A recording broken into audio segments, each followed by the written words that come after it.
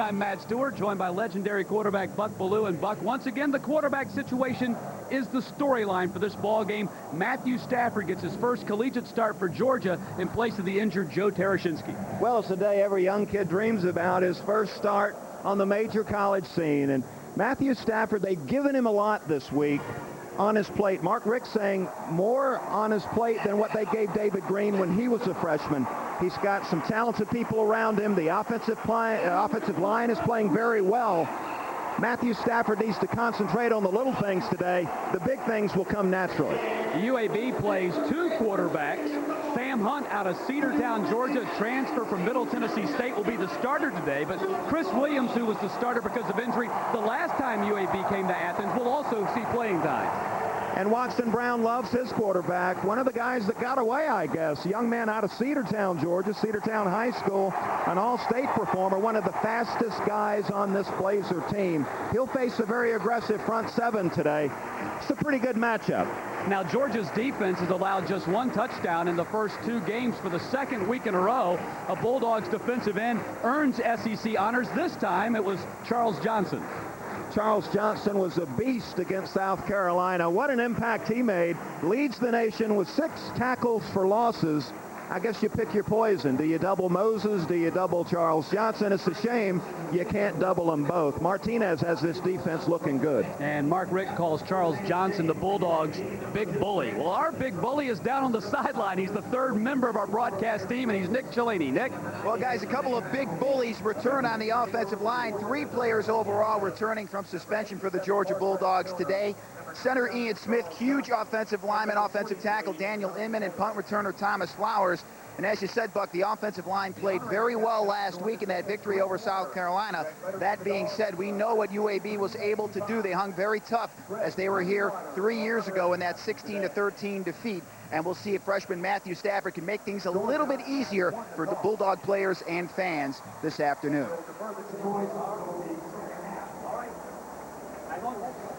All right, thank you, Nick. Appreciate that report. We're just about set for football here. A beautiful day as fall is kind of in the air in the Georgia area. Getting a little cool at nights, but it's supposed to be around 80 degrees for the start of this contest between the Georgia Bulldogs and the UAB Blazers. The Blazers at 1-1 on the season, as I mentioned just a few moments ago. Opened the season, pushed Oklahoma to the limit before falling to the Sooners in Norman, Oklahoma. And then last week won what Watson Brown called an ugly victory over East Carolina, 17-12.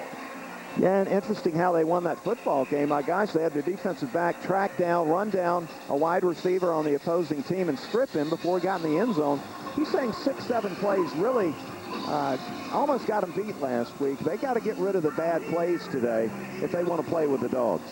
Mark Richt going for victory number 55 today. A fine record of 54-13 will put him in the top 5 among active coaches entering his 6th season here at the University of Georgia.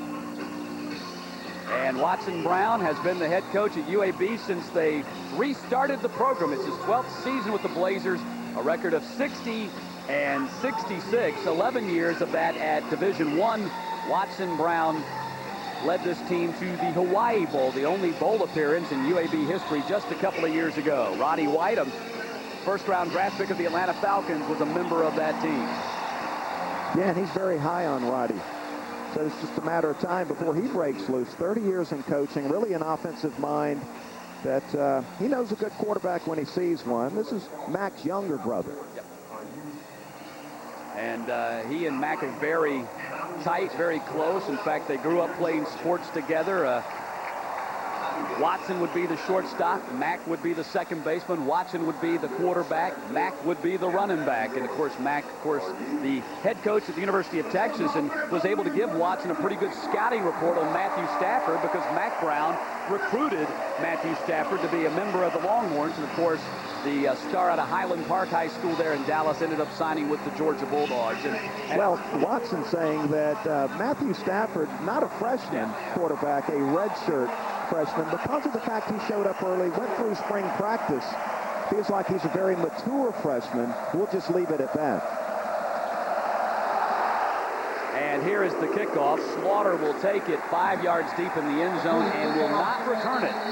So the UAB Blazers will open on offense from the 20-yard line. The Blazers in the white uniforms and the Bulldogs in the red and black. And there's the quarterback for the UAB Blazers, the junior out of Cedartown, Georgia High School, 6'3", 215 pounds, a junior. And as Buck pointed out, Watson Brown says he's one of the 5 fastest guys on this football team. And had a good day against those Sooners out in Norman. 9 of 15 throwing it that day for a touchdown. Ran the ball 15 times for 65 yards.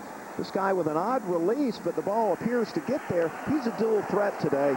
Georgia's front 7 better be aggressive. Well, here's your first look at the UAB Blazers on offense from the 20-yard line. Handoff goes to Corey White, and Corey White picks up about 3 yards, maybe 4, up to the 33 or 34. And let's take a look at the Blazers on offense with Rogers, Keys, Sykes, Harris, and Wilson up front. In the backfield, you have White and Sigler. The wide receivers, Edwards and Drinkard, and Stanley is the tight end. Pretty good test for the Georgia front 7 today. UAB's offensive line, 4 seniors. They average around 315 pounds, and they've got some players. This right tackle, Julius Wilson, is a guy to keep an eye on. He could be in the NFL very soon. That's number 78, the right tackle. Handoff goes to Dan Burks, and Burks gets piled up not too far from the line of scrimmage and driven back. Keelan Johnson in on the tackle for the Bulldogs, as well as a bunch of other Georgia players, as we take a look at the Bulldogs starters on defense with Johnson, Owens, Weston, and Moses up front. The linebackers, Verdun Wheeler, Jackson, and Taylor. And in the secondary, Brown, Johnson, Battle, and Oliver. They gave him 1 on the play, so it's going to be 3rd down and 6 for the Blazers from the 24-yard line. And through 2 games, this Bulldog defense, 5 forced turnovers, 5 sacks. They've been getting after the quarterback in these passing situations. So now Hunt lines up in the shotgun formation with 3 wide receivers. Scrambling to his left, being chased by Owens. Has some room to run. I think he's going to run it here instead of pass it. He does. He steps out of bounds at the 25.5-yard line, and UAB is going to have to punt the ball, as the Bulldogs had great coverage downfield, no place for Sam Hunt to pass it to, and Georgia's going to get the ball. Looked like he had a tight end over the middle of the field working on Keelan Johnson. Had a chance to get him the ball, but, maybe there wasn't a passing lane. It's tough to tell from the press box.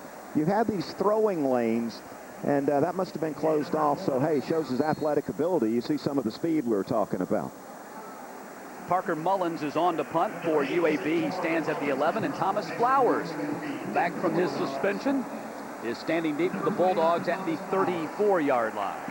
Bulldogs set up a return. Thomas Flowers will have a chance to return this one from the 30. He's got 10 and 15 yards. He's got 20 yards on the return and more. A 25-yard return for Thomas Flowers to the 45-yard line. And Thomas Flowers, fresh off that suspension, helps to redeem himself and gives the Bulldogs great field possession to start this ball game. Well, the thing you got to love about all these punt returners that can make the first guy miss. And watch him get by that first wave there. Nice to have him back. And really, he's getting a chance to return punts because Mikey Henderson is still bothered by a hamstring injury. There's Matthew Stafford making his first collegiate start, although he played most of the game last week at South Carolina. Let's check in with Nick Cellini. Try to do anything offensively in this game, they will have to do it without the services of sophomore wide receiver Mohamed Massaquoi. Try to give it a go in pregame. The hamstring still biting him, is not in uniform.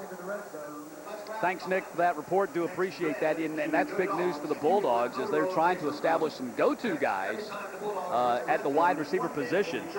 And here's a look at the Bulldogs on offense with Shackelford, Velasco, Jones, Adams, and Inman up front. Rayleigh is the split end, Milner the tight end, Sutherland and Brown in the backfield, and A.J. Bryant is the flanker. Well, they missed Sean Bailey. Last year, they had a couple of guys, Massaquoi and Sean Bailey, 2 go-to receivers. And right now, today against UAB and Stafford's first start, they have no established go-to guys. One of the questions today, they need to get answered. Who are our go-to guys? A.J. Bryant is a very talented guy they've been talking about for a couple of years now. Let's take a look at the Blazers on defense. Up front, McSwain, Respris, Jeffries, and McElveen. The linebackers, Mark, Smith, and King. And in the secondary, Evans, Felder, Register, and Sanders. So 1st and 10 for the Georgia Bulldogs from the 45-yard line, the UAB 45, to start this ball game. As the Bulldogs 2-0 on the season. And Matthew Stafford at quarterback. Well, looks like more gun, no huddle today, and they open in 3 wide receiver, and look at the freshman Chris Durham on the field. Durham lined up in the slot to the top of your screen.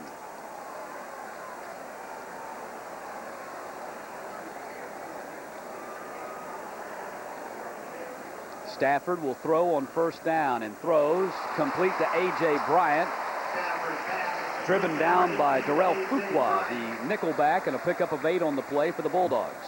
UAB not a blitz team. They a lot of zone, and you see the cornerback off here, 8-10 yards. Look at the strength in this arm of Matthew Stafford. Really has extra zip that you don't normally see a college quarterback have. He's got the big-time skills. 3rd catch of the season for Bryant. That was actually Chris Felder on the tackle, not Fuqua. It's going to be 2nd down and 3 now. Handoff goes to Thomas Brown. He's got a 1st down as he rumbles down to the 31-yard line. Thomas, another nice night against South Carolina. He's had 2 in a row against the Gamecocks here. Touched it 16 times a week ago. But his yards per carry down about 1.5 yards this year. He's a guy looking to have a big day here today. Yeah, he is a career 5 yards per carry guy, but he's only 3.7 to start this season. Mark Richt says it's not an effort issue with Thomas Brown. It's just more of him trying to he needs to be more patient and wait for the holes to open for him and then hit those holes. Stafford on 1st down will dump it off to Thomas Brown, and Thomas Brown lunges forward to the 25-yard line and a pickup of 6 on that pass play. Well, good play calling and nice work trying to get Matthew Stafford, a guy making his first start today, getting him some confidence early in the game. Down and distance is what it's all about. 1st and 10, you want to throw a high percentage pass, and you see him checking down to underneath stuff against this zone defense UAB's throwing at him. 2nd down and 4 for the Bulldogs from the 25-yard line. They started from the UAB 45. Just underway at Sanford Stadium. Handoff goes to Thomas Brown again. Bounces off the tackle of Larry McSwain and picks up a 1st down at the 19-yard line. McSwain got a hit on him, but Thomas Brown with great balance was able to deflect off that and pick up the 1st down on a 6-yard carry. Well, you're not going to get him down with an arm tackle. This is the strongest guy on this Georgia football team, pound for pound. 610-pound squat. You're not going to arm tackle him. 1st and 10 for the Bulldogs from the 20-yard line. Thomas Brown checks out of the ball game, and Craig Lumpkin checks in for Georgia. Again, the Bulldogs going with a 3 wide receiver set. And now a flag, and we may have had a UAB player step across into the neutral zone, as they like to say. Hubert Owens is your referee this afternoon. No illegal procedure is going to be the call on the Bulldogs. So apparently some movement up front for Georgia. Now it'll be a 5-yard mark off, and the Bulldogs will, instead of 1st and 10, be 1st and 15 back at the 25. Well, might want to change the play, Coach. Shackelford, I believe, moving on that one. Georgia's offensive line, Neil Callaway, they're paper thin, but he's got them playing at a very high level. Nick Jones, the center, an all-SEC performer, it looks like. And Big Cheese Chester Adams, the guard, is really an impact player, has stepped up his play big time, too. 1st and 15 from the 25. The Bulldogs really have 1.5 reserves for this ball game on the offensive line when you consider that Seth Watts is injured as one of the backups. Pass is complete, and that is A.J. Bryant again. Well, you got to like the yards after the catch. He's not satisfied with getting knocked out of bounds. He turns it back up in there. And there's going to be more yards after the catch because flags on the play, and it looks like some additional hits from UAB draw a roughing penalty. And good play calls here by Mark Richt and Mike Bobo. You've got this defense, the cornerbacks playing off 10 yards, 8-10 yards playing a zone, so they're soft. You got to throw the underneath stuff. Take advantage of the big arm this Stafford kid has. A personal foul on UAB as they knocked him down after he was out of bounds, so you tack on the yardage there, half the distance to the goal, and the Bulldogs are going to have it 1st and goal from the 8-yard line. And A.J. Bryant, perhaps he's the guy, at least early in this ball game, that emerges as a go-to guy. He came in with 2 catches. He has 2 catches on this possession. Yeah, and he's a guy that when you ask these coaches who are the most talented athletes, they always mention A.J. Bryant. A.J. Bryant came to Georgia as a quarterback from Peach County High School. Handoff goes to Craig Lumpkin. He's got room to run to the pylon, and he will make it. 8-yard touchdown run for Craig Lumpkin, and Georgia takes a 6-0 lead on their first possession. Fresh legs, it's a beautiful concept. Georgia flat out loaded at running back. Deeper than anybody in the country with quality talent. You see Craig Lumpkin, who looks really 100% back from that knee injury. Could be starting for most teams you see playing on Saturday. And Brandon Coutu comes on for the PAT. He is perfect this season on PATs and field goal attempts, and he remains perfect. So 5 minutes and 18 seconds into this ball game, the Georgia Bulldogs take a 7-0 lead on UAB as Craig Lumpkin runs in from 8 yards out. Georgia with a 7-0 lead on UAB as they cash in following the fine punt return by Thomas Flowers, a 45-yard drive. And here's a look at the touchdown run by Craig Lumpkin. Boy, he bounces this thing. Great vision. He sees that green grass, and he takes it out there. You see Goodman getting a little bit of a block on the corner. See if we can see. They go towards Shackelford and Velasco. They're blocking down. Well blocked, well conceived play. Neil Callaway got to be pleased with the way this offensive line is performing. And there you go. It was a 44-yard scoring drive, an 8-yard touchdown run with 3:02 taken off the clock. Like the play calling there. UAB defense, the cornerbacks are off, so they come out. They want to give Stafford some confidence. He plays some high percentage stuff underneath, and they get off with their running game too. Watson Brown was talking to us this week about the dilemma you face as a defense when you play against Georgia's offense, because they have such a fine running attack. You want to load up the box to try to stop the run, but he says if you load up the box to stop the run, then that gives them single coverage on their wide receivers, and they'll beat you with the pass. And as a Georgia quarterback, you understanding the system, what they're asking you to do is to see when the defense puts that extra guy in the box to help stop the run. You have the freedom to check to some passes and go to some other plays. That's what Stafford's looking at today, seeing if they put that extra guy in the box. If so, then he's checking and throwing the football a little bit. Elliott and Slaughter are deep for UAB. And Slaughter, again, will take this one 6 yards deep in the end zone, will not return it. So another start from the 20-yard line for UAB. They were 3 and out their first time on offense, and now we'll see what they do on their second attempt. Nice to have a kicker that can kick it deep in that end zone. You don't have to cover. Yeah, and Brandon Coutu, what a bonus he has been for the Georgia Bulldogs. He was not the scholarship kicker. He came to Georgia as a walk-on and beat the scholarship kicker, Andy Bailey, who Mark Richt says, you know, by the way, would probably be kicking at most Division I schools, but is not here because Brandon Coutu has been perfect, and you see his leg strength on the kickoffs. Well, the Falcons are jealous. The Falcons would love to have this guy. So UAB back on offense from the 20-yard line. Sam Hunt throws out here, complete to Mincer. Mincer close to a first down, probably picked it up as he runs out of bounds at the 30. So a 10-yard gain for UAB on first down. And you see the little bit of a short arm motion there, but that ball gets on out of there. I mean, hey, Vince Young got it done, and his motion didn't look A+ either. It's the results that are important there. He's got some zip on that thing. Pretty good arm. What's been odd about the UAB quarterback situation is that the guy that comes in, the second guy in, has been more effective in each of their first 2 ball games.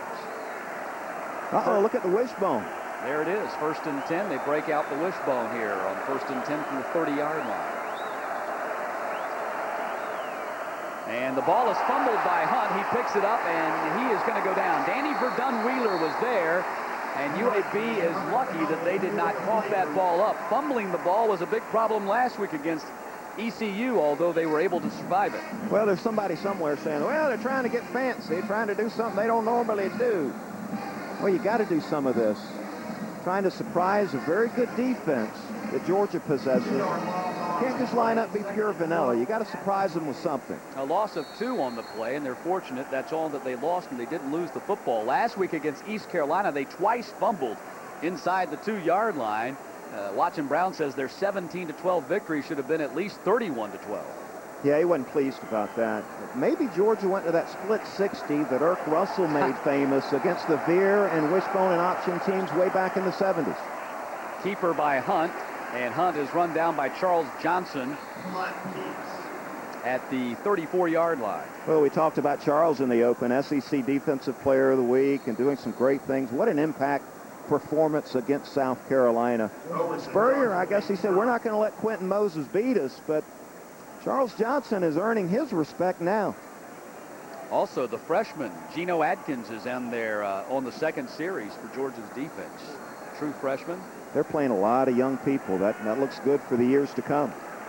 So now it's 3rd down and 5 with the ball just shy of the 35-yard line. And the officials just gave a warning to both benches. Apparently, tempers flaring a little bit in the early going of this ball game.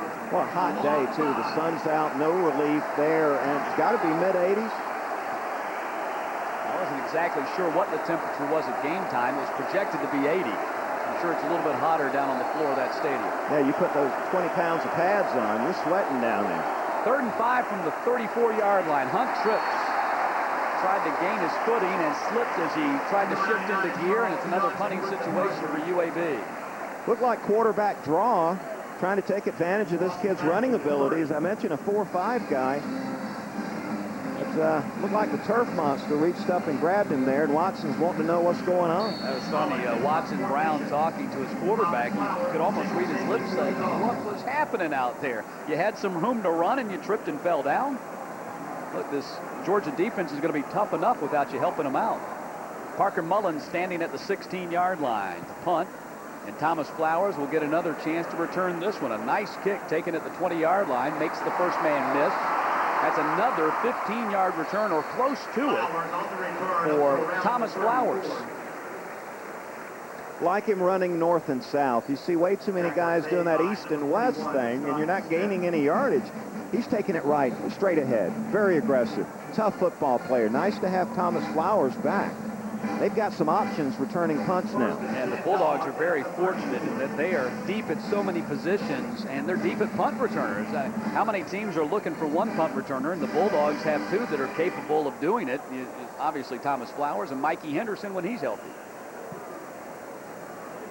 So 1st and 10 for Georgia as they will start their second possession from the 34-yard line. And there you see one of those Bulldogs freshmen. And that's one of the things that, the Bulldogs playing a lot of young kids. But they're not playing them really on the offensive line. They're hoping to redshirt all of those guys. Well, Stafford looking good so far. 3 for 3 in that first series. They've got him settled in, it looks like. Catch college football encores throughout the season here on CSS. In fact, you can watch this Georgia UAB game again on CSS coming up Tuesday at 1 and 7 o'clock. For a complete listing of our college football encores and our weekly schedule, you can log on to our website, css-sports.com. Georgia scored from 45 yards out their first time they had the ball. Here's a look at their drive. And look at the arm. A little velocity on that thing, I'd say. Big kid. He's in good shape. He's lost about 15 pounds. In much better shape right now. And Georgia very balanced in their attack. Run the football, play action pass, and in that no-huddle gun, they're able to take advantage of the arm strength Stafford has. Yeah, Stafford came in at 248 from Highland Park High School in Dallas, and Mark Rick said he's trimmed down. In fact, they've got him listed on the depth chart at 228. He might be more like 235. But either way, he's lost a good 13 to, 20 pounds. Well, you keep hearing about this freshman 15 that all these freshmen, football players or not, will put on their freshman year in college. He's already gotten rid of it. Or is that just a girl thing? I don't.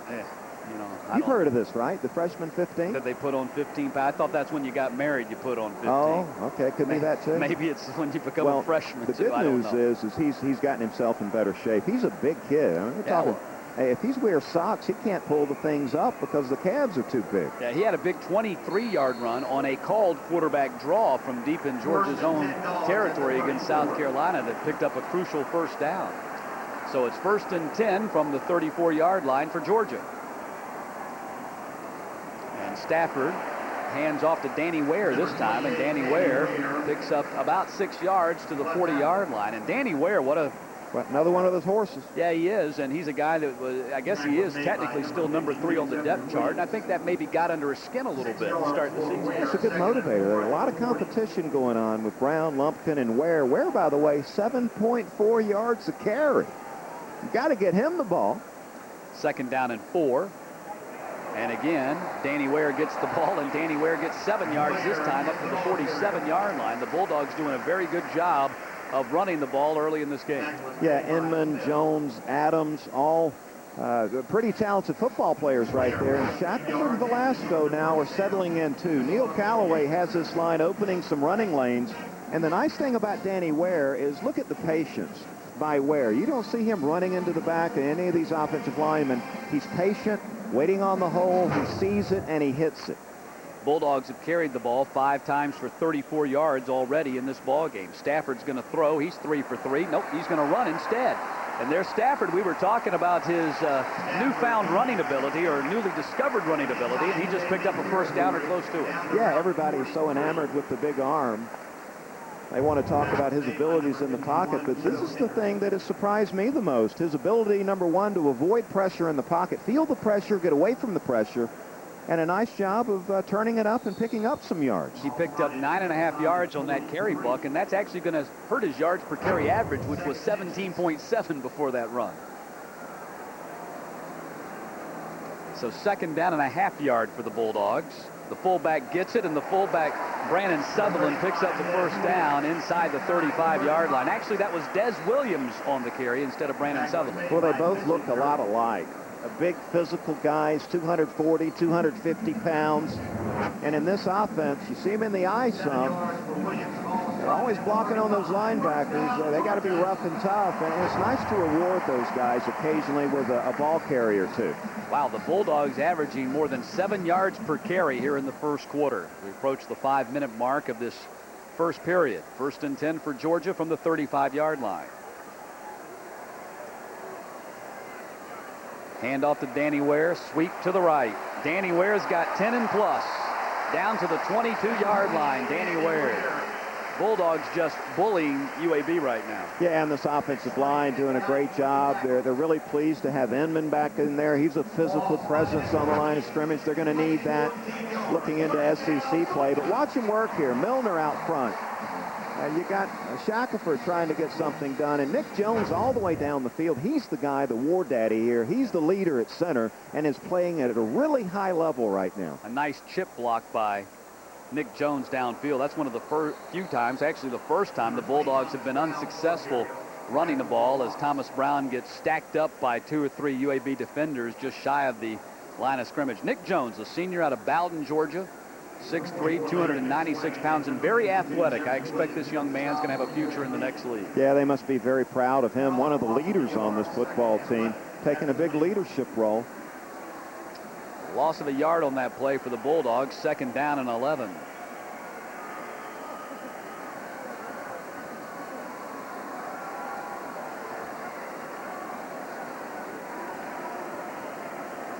Hand off to Thomas Brown. Thomas Brown spins out of a tackle and gets down to the 17-yard line.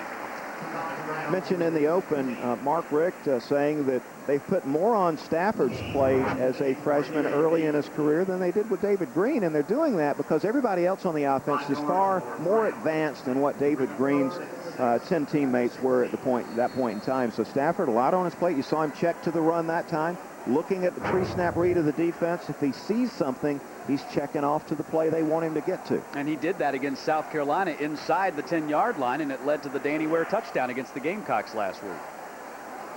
So 3rd down and 6 with the ball at the 16-yard line. And a blitz look here.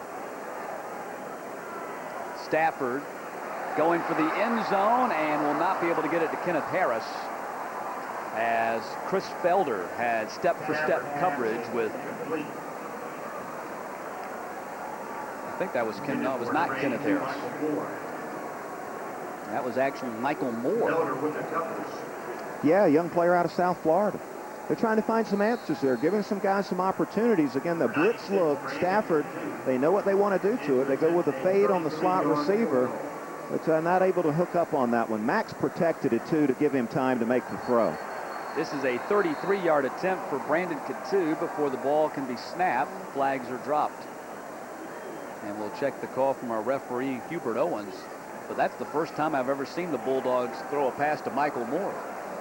Looking for answers. Yeah. Have probably had a good week of practice. You don't get on the field with Coach Easton unless you've done the work during the week. And Michael Moore, young player out of South Florida, that maybe he's a guy getting an opportunity here today with Massaquoi out. Yeah, well, coming into the ball game, the Bulldogs didn't have any wide receiver with more than 2 catches. And I asked Coach Richt about that this week and said, do you feel like that maybe once the Bulldogs become settled at their quarterback position, that quarterback will, you know, develop a go-to relationship with a particular receiver or a particular set of receivers? And he said that might happen. But as you pointed out, they're still looking for answers. And Mark Richt and Watson Brown are waiting to hear what Hubert Owens has to say.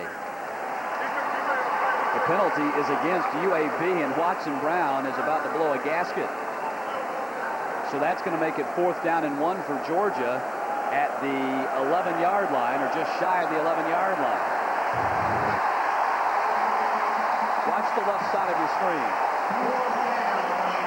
That was a delay. They called delay of game on the UAB left end for trying to, I guess his movement caused the Georgia player to move. Is that what they called? I mean, they called delay of game on UAB. They didn't call offsides on UAB. I'd be upset if I was Watson Brown also. Yeah. Now Georgia's going to go for it on 4th down and less than a yard. Handoff, Thomas Brown, and Thomas Brown, depending upon where they spot it, and it doesn't look like he got it. From where they are standing, it looks like Georgia did not pick up the 1st down, and UAB believes they stopped them, and they have. So the Bulldogs go for it on 4th and less than a yard, and Georgia fails to convert on 4th down. Yeah, just a power football play right here. Penetration will destroy these power running plays where you're running between the tackles. You see a man comes free, right up the gut, destroys, just blows up the play. That was Chris Guyton, number 57, the middle linebacker, who helped make that stop. And so UAB takes over at their own 12-yard line. Handoff to Burks, and Burks not going anywhere. Tackled by Tony Taylor. And how about this trio of linebackers Georgia's trotting out there? 3 seniors. Tony Taylor, senior out of the Athens area.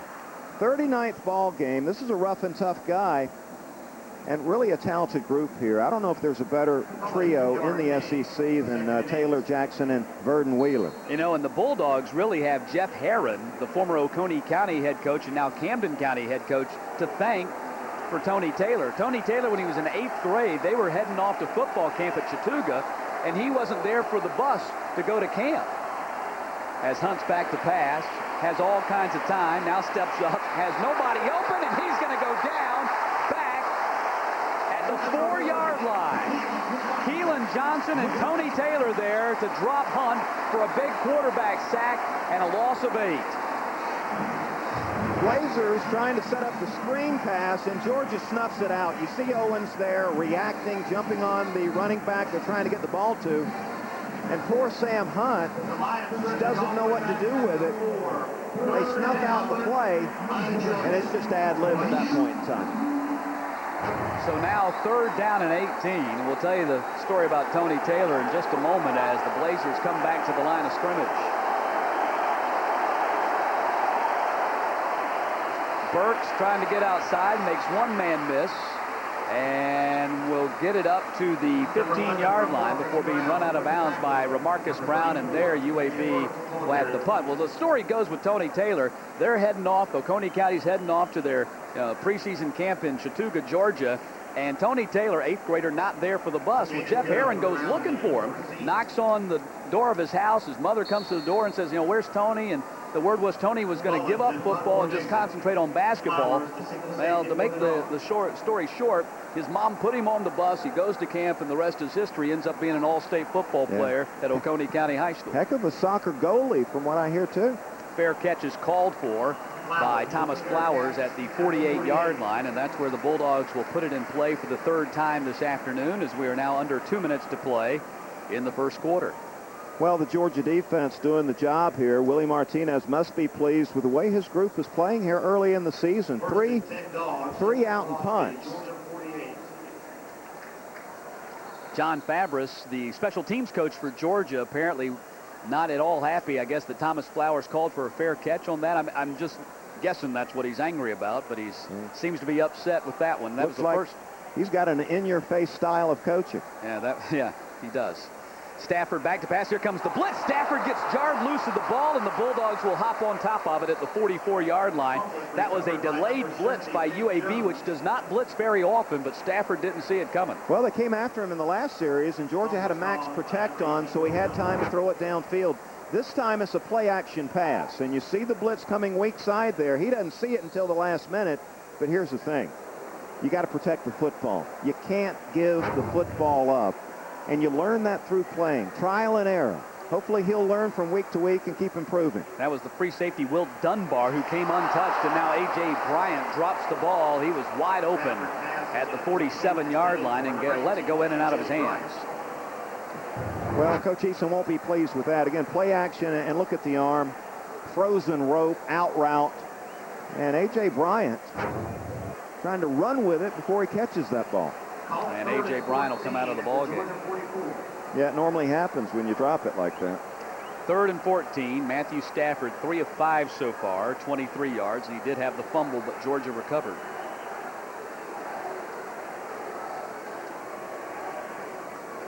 From the 44, bad snap, rolls back to Stafford. He's under trouble, and he's going to go down. A quarterback sack for Larry McSwain.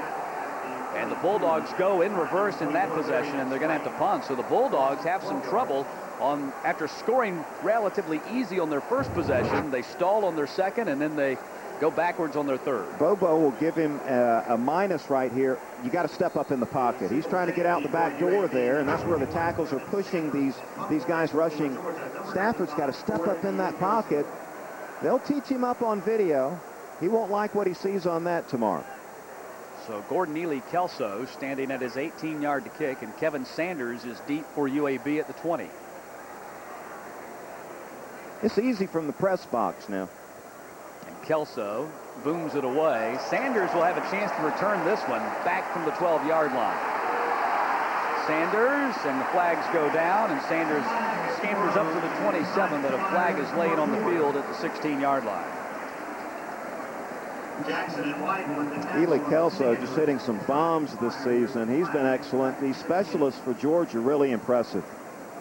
There's going to be a block in the back on UAB as the first quarter comes to a close. We played 15 minutes from Sanford Stadium, where the 10th-ranked Georgia Bulldogs lead UAB 7-0.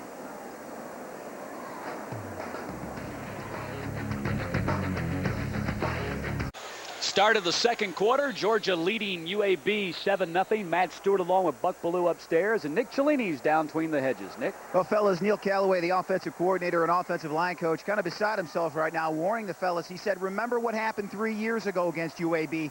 We got out to a big lead, and then we folded. We can't let that happen again. All right, Nick. And that was a 16-13 ball game.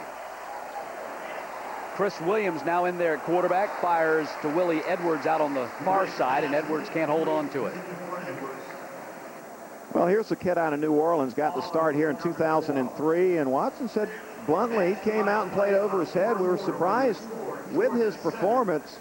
Chris Williams, last week against East Carolina, coming off the bench with a 12-for-16 game with a couple of touchdowns. And now that is the official end of the first quarter. They actually, because the penalty at the end of the first quarter, you can't end a quarter on a penalty. They actually played one snap down here, and now the teams are going to swap ends. And UAB is going to go to the other side now, 2nd down and 10, as we take a look at the first quarter statistics. Well, you see Georgia, again, balanced in their offense. Stafford throwing a lot of underneath stuff, so hadn't hit the big play yet. For the Georgia running backs, 9 carries, 53 yards, almost 6 yards a carry. That's a good sign. Offensive line getting it done early on. So UAB has been backed up in their own end for most of this ball game to this point. In fact, they have not been able to push it out beyond their 30-yard line. The Bulldogs have had excellent field position. And as Nick pointed out, Neil Callaway has already told his guys, look, this is kind of what happened the last time UAB was here. You kind of were dominating statistically. You felt like you were in control of the ball game, but you never were able to put that one away. There are going to be some growing pains. Georgia, the only top 25 team out there with a true freshman quarterback right now, and you saw a couple of mistakes in the last series. Fumbles the ball in the pocket. He's got to recognize that blitz and know he's got to play action pass on. And then you see the sack where he has a chance to step up in the pocket and avoid the rush. Instead, tries to get out the back door and goes down. Meantime, this is a UAB team that is 2-7 all-time against Southeastern Conference teams. As we pointed out, they've beaten LSU and Mississippi State along the way. In fact, they'll play Mississippi State again next week, a team that put a scare into Georgia 3 years ago. And, you know, I asked Watson Brown this week, at what point does UAB get beyond that scare stage and start consistently beating these big teams? And he said, well, how often does anybody go into a place like Sanford Stadium or Neyland Stadium and get a win? Doesn't happen very often, whether you're a conference team or a non-conference team. You just keep going to the well, and hopefully sometime you get some water.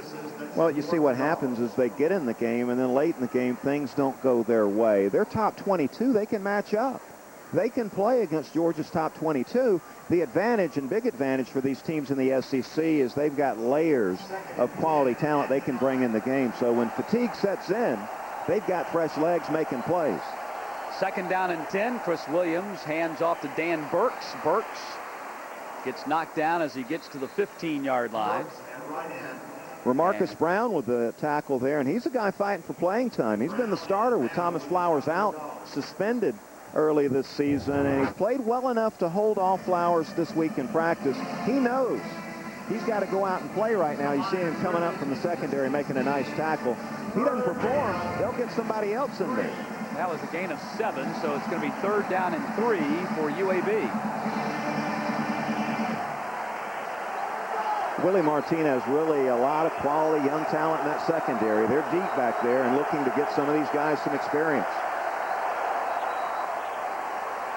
Williams on the keeper, a flag down on the field. Williams got stopped well short of the first down sticks, but we'll check the call from our referee, Hubert Owens.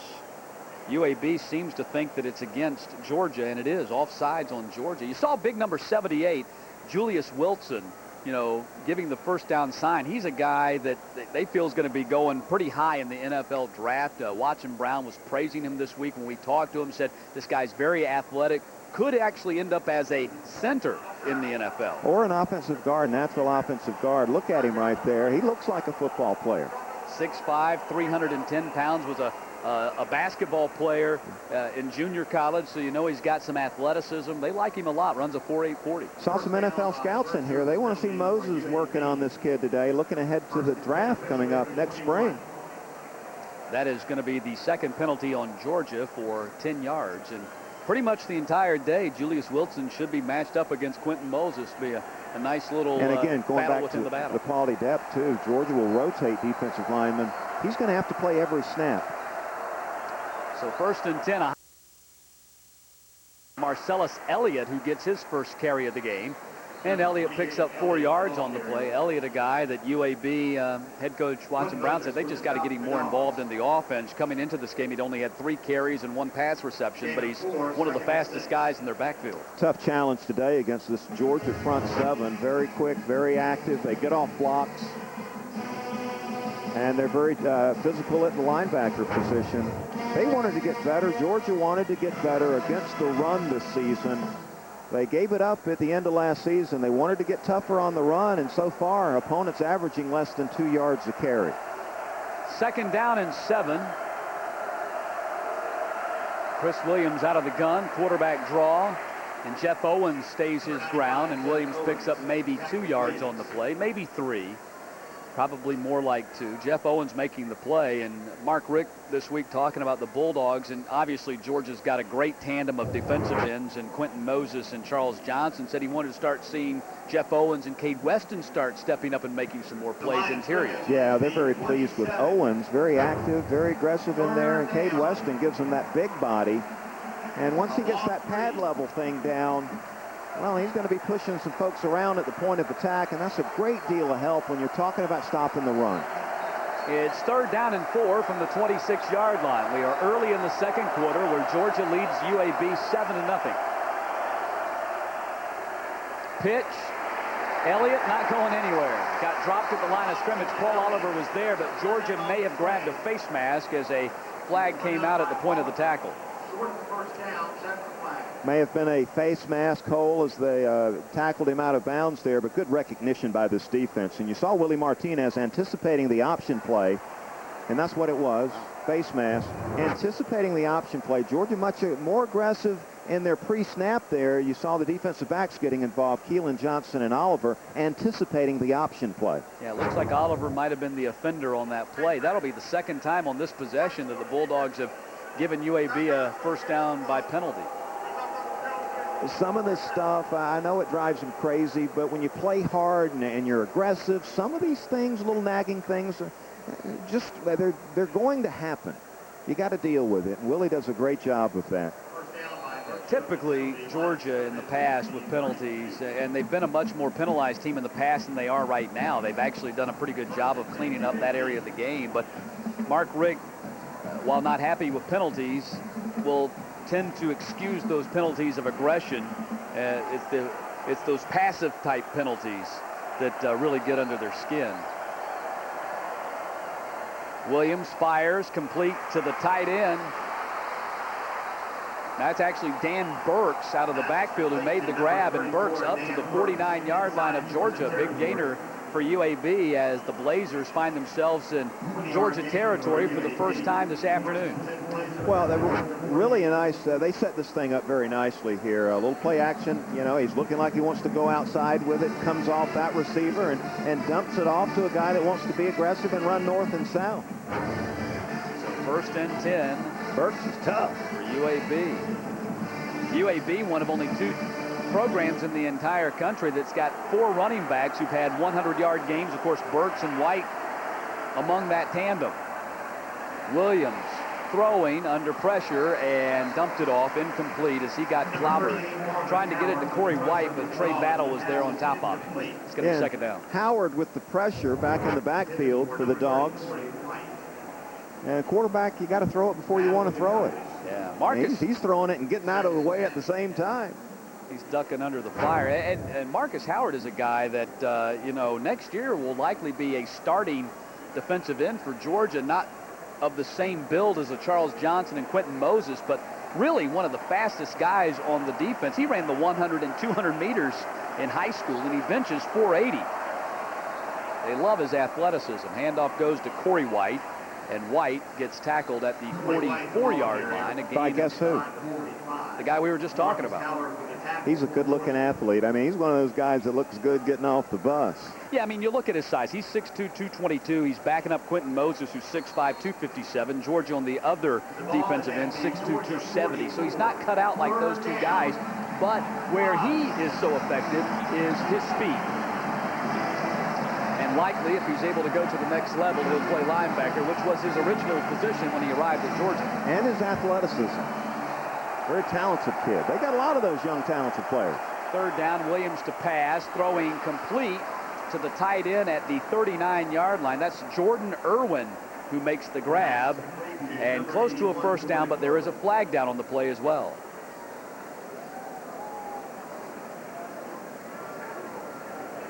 And that's going to be a penalty on UAB, man downfield. Penalty flag, initial indication against UAB. Watson Brown not happy. Watson's a good man. He's been around a long time.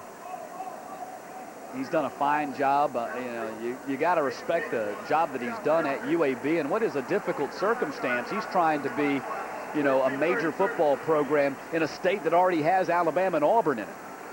And a guy, too, that just stepped down from being the athletics director there at UAB told us that he felt like he was hurting the football team. There's just simply not enough time in the day to be an athletic director or a director of athletics and a head coach. Yeah, that athletics director job has really changed over the years. From, you know, 20 years ago, oftentimes you saw the head coach, the head football coach also be the AD. Nobody has been able to convert on 3rd down so far this game.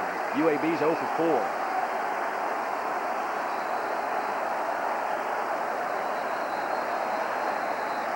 And a flag drops. Did they use up all their time? We have zeros on the play clock. Well, or motion. That right side of the offensive line freaking out with Charles Johnson over him. Timeout on the field by UAB prior to the penalty. So a timeout was called by UAB prior to the penalty, but that leads us to another issue that has been a hot topic of discussion for college football coaches all around the nation, in particular Mark Richt, about the new timing rules with college football, and nobody seems to like it. And Mark Richt hates it, and he says during the off season he's going to really lobby hard to get those rules rescinded. What tickles me is if, you know, the offensive-minded coaches, they're the ones that are against it. Now, the defensive coordinators, they don't really have a problem with it. In fact, because it's cutting back on the snaps. In fact, Tommy Tuberville, the head coach at Auburn, who is a defensive backfield. He was a defensive background. He was a defensive coordinator before becoming a head coach. He was on the rules committee that adopted the new rule. And what you see these offenses doing now, adjusting to the rule, you're seeing a lot more no-huddle shotgun where they can be in a hurry-up type offense and again, run more plays. At the same time, one of the things that Mark Richt has talked about with Matthew Stafford is that, when there is a change of possession, don't hurry up to the line of scrimmage, then snap the ball, watch that play clock, let it grind down to 3, 2, or 1, and then make that snap. So, in essence, while it has speeded up the game, it also, in kind of an odd, backhanded way, has slowed it down because teams are working that clock a little bit more. Yeah, and I was thinking, look, if they wanted to speed up the game, you just go to less commercial breaks. Like today. Just like today. I could get in trouble for saying things like that. Well, stop saying them then. Georgia leading UAB by a score of 7-0 with 10:20 to play here in the first half. Stick around. Coming up at halftime, we're going to visit with Georgia Bulldog basketball coaches Andy Landers and Dennis Felton. You're going to be a busy man. Also, we'll hear from Georgia Bulldogs linebacker Danny Verdun-Wheeler, who's in his senior season, leading tackler for Georgia through the first 2 games, and played there at Thompson High School, Thompson, Georgia High School. His head coach Luther Welsh just picked up his 300th victory. A video recently. Presentation of the life of Irk Russell, who we lost here recently. He's the architect of those junkyard dogs before 2002, but Van Gorder and Willie Martinez, look at this, NCAA rank, 5th in the nation in scoring defense right now, 8th a year ago. 9th in 2004, 4th in 2002 among the top 5, top 10 in college football. You're getting the job done. I'm sure Irk would be looking down from above in the heavens now. Heaven has got a new football coach in Irk Russell. He'd be very proud of this defense. 3rd down and 10. Williams back to pass. He slings it over to the right side. It's broken up by Remarcus Brown. And what a nice play. It looked like they're in a cover 2 where he's up playing a hard corner. He recognizes where the quarterback wants to go with the football field, and he reacts accordingly. Falls back underneath that corner route, and you see Remarcus Brown. Good job of recognition. He's been watching Tim Jennings' video from a year ago. Chris Williams was trying to get the ball to Stephen Brown, who is the coach's son. Parker Mullins on the punt for UAB, standing at the 36-yard line. And they try to boot it away from Thomas Flowers. He'll call for a fair catch and make it at about the 12.5-yard line. And that's where Georgia's going to go back on offense. That's where the Dawgs looking to get some points on the scoreboard here. Things have gotten a little quiet.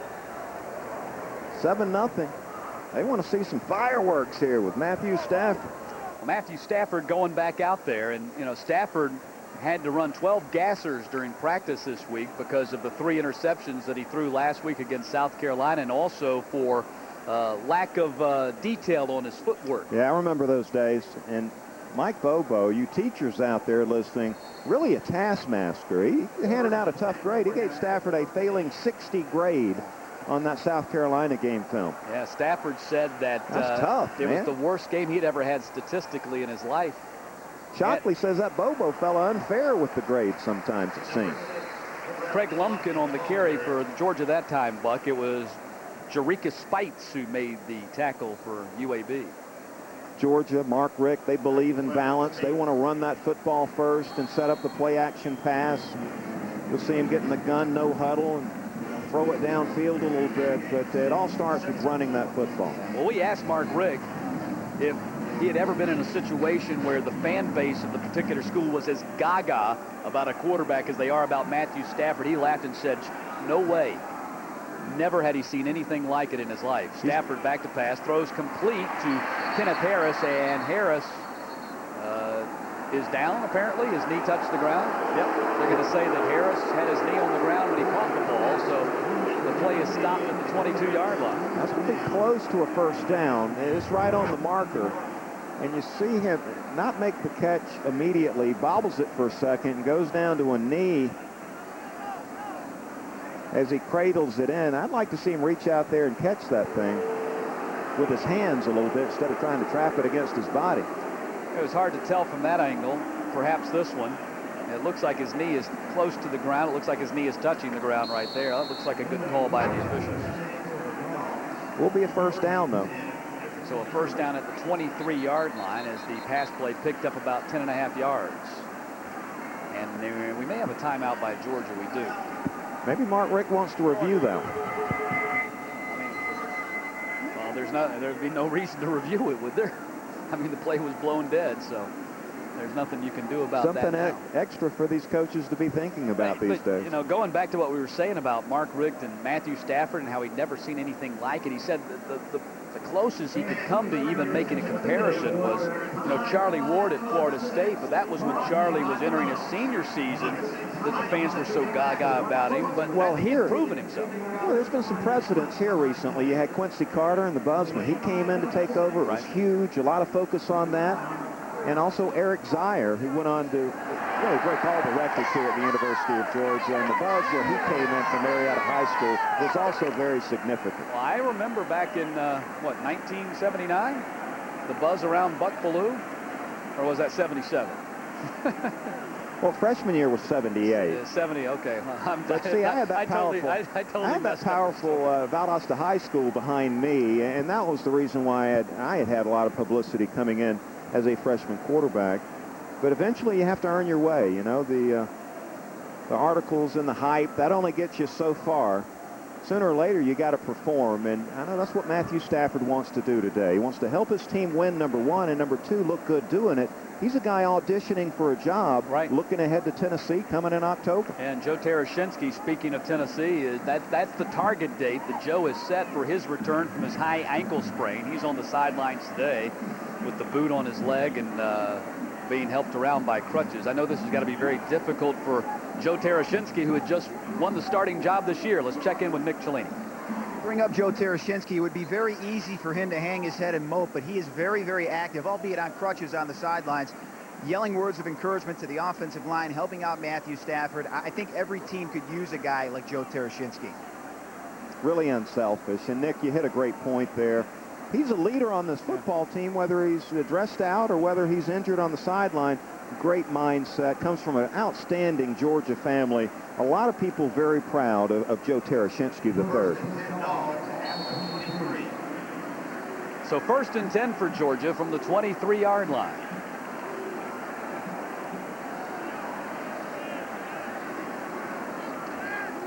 Hand off to Craig Lumpkin. Lumpkin with room to run. Lumpkin across the 35-yard line has a first down before being brought down by Brandon Register. And wait till you see the block Ken Shackelford has at the tackle position. If we have the replay on this, he allows Lumpkin to hit the corner. You'll see right there, Shackelford getting to that outside containment there. Very nice work by the big fella. And Craig Lumpkin very excited when he sees all that green grass to hit outside. Get excited. 1st and 10 for the Bulldogs as Georgia continues to run the ball well. That's 75 yards rushing for the Bulldogs already in this ball game. That time Lumpkin gets caught up in the middle, and there's nothing doing that time as Chris Guyton, the middle linebacker, made the stop. Bulldogs now at 16 carries for about 76, 77 yards. Well, they hit you first with Thomas Brown, strongest man on the team pound for pound. Now Stafford showing off a little running ability here, and that's good to see. You're going to have to avoid some of these defenses he'll see. And then 4th Mr. Sullivan, or Des Williams right there getting in the mix, and then you throw in Ware, you give it to Lumpkin, so much talent to get the ball to.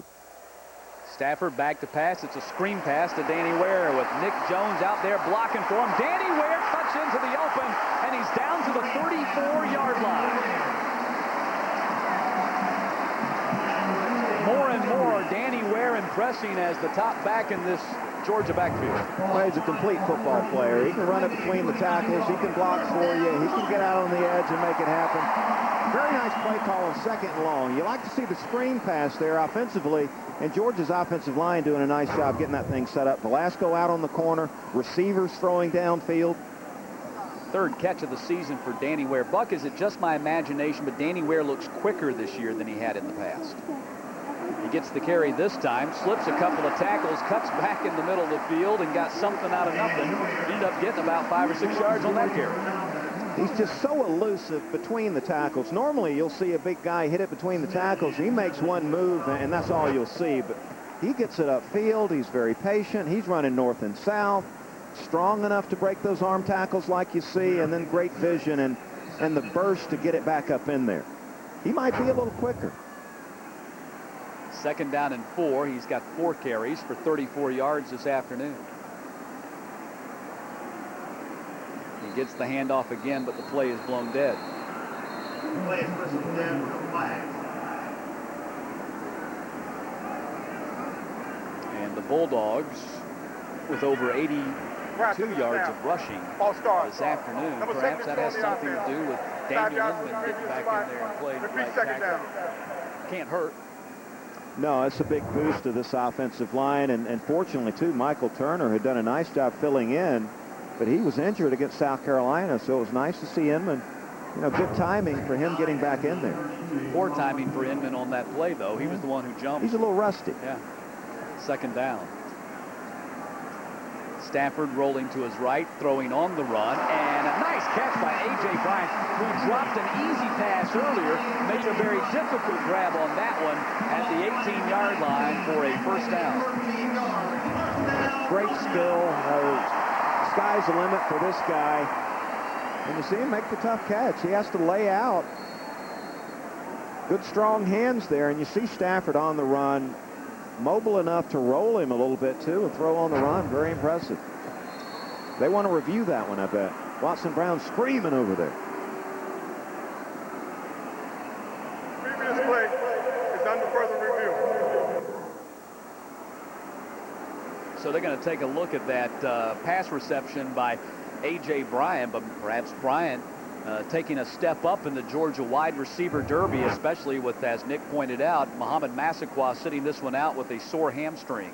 Well, you see Stafford had to lead him outside to get the ball past the Blazer defender right there, and Bryant showing great athletic ability to be able to lay out and make the catch. Looks like a catch to me, although... Well, that ball hit the ground, though. Yeah. Yeah, I think you're right. Upon further review, it looks like the ball hits the ground, as you see right there. Good example of a quarterback throwing it to an area and expecting his wide receiver to adjust and make the grab. Yeah, I think they're going to take this one back from Georgia. That was a great play by A.J. Bryant, but the ball did hit the ground. He never lost possession of it, but if the ball hits the ground, they're going to overturn that play, and I think that's what they're going to end up making a decision on right here. A.J. Bryant, a guy making the transition from a star high school quarterback at Peach County High School in Fort Valley. And the transition over to wide receiver has been a tough one for the young man. Outstanding high school player. And loads of talent. Yep. Now here's one more look at it. And if you can watch that ball hit the ground right there, and I think that is going to work against Georgia on this review. Your replay officials today, your replay official, I should say, is Steve Landis. And it looks like he's got the information for the referee, Hubert Owens, and ready to relay it. Well, you got to like it. An advancement in college football. You want to get the call right. I love it. I love it. These people who say human error is part of the game, I mean, in what other part of life do you allow human error if you can prevent it? Now, there's plenty of human error. We're all going to make mistakes. But if you have an ability to prevent it or at least correct it, you do that. the strange thing, it seems to take longer than the fans would anticipate. You know, Watson Brown and Mark Rick, they're saying, gosh, hadn't they seen this enough by now to make the call on it? Yeah, I would think so. I mean, the replay booth has seen everything that we've seen, and it's either a catch or it's not a catch. And to me, it was pretty cut and dried. It looked like the ball hit the ground. That means it's an incompletion. But back in the early 80s, Watson Brown, the offensive coordinator at Vanderbilt, his alma mater, getting his coaching career started. He was a nice quarterback, had a nice little playing career at quarterback way back when. Yeah, and his brother, Mac, was a running back. Yeah, Watson, legend, you know, upset Alabama back in 1969. Well, things certainly have turned out well for both of them. I mean, in particular, Mac Brown, who really got a pep talk from his brother Watson this past season. In particular, you know, at Texas, where until they won that national championship, there was really only one thing Mac Brown could do, and that's win a national championship. Otherwise, it was going to be a failure for him there with the Longhorns. Now, this is the video I love as a former quarterback. You're able to see what the secondary is doing from a wide angle here, and does it help us now? We've seen this once or twice. Okay, it hasn't changed. All right, catch. Yeah. Up, ball hit the ground, displaced, no catch. You know what, Buck? That's the same thing I've seen 12 times now, and it's always the same thing every time. So I don't know. They're taking way too long with the replay. This is, like you said, this is what the fans don't like about the replay. They like the fact that there is replay, you get it right, but get it right and let's move on. Let's don't make it a UN resolution just to make a replay call here. Well, maybe he's ordering a little lunch to go down there. They better hurry up and get it in here. Perhaps they're discussing dinner plans afterwards. The rest of us are wanting to get home and see a little quality big game football this afternoon and this evening. Like the Bull Durham scene, maybe they're discussing what's a good anniversary gift, you know? Yeah, but doesn't he know Tennessee and Florida are under the lights at Neyland tonight? You got Auburn and get LSU. Home for it. Auburn and LSU coming up. This is Separation Saturday, for goodness sakes. Let's separate ourselves from the headsets and play some football. And the decision has been made. After review, there's video evidence that shows that the ball touched the ground before the receiver possessed it. Well, Hubert Owens just became a very unpopular man here at Sanford Stadium, but they got the call right. I believe that is the correct call. So, and lunch is on the way. Yeah, and strike a reception from A.J. Bryant and a completion from Matthew Stafford. Well, what you do is you go back and you get the ball back to number 18. And it'll be a long yardage situation here.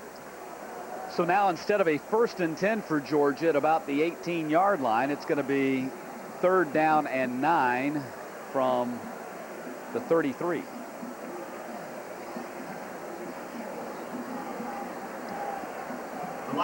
Georgia really a good job with their packages here. When they do go 3 wide receivers and they get in the gun, they go with max protect with 3 wide receivers in the route.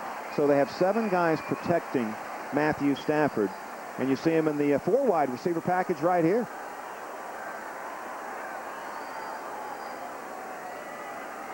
Stafford throws back. It is complete, but not going anywhere.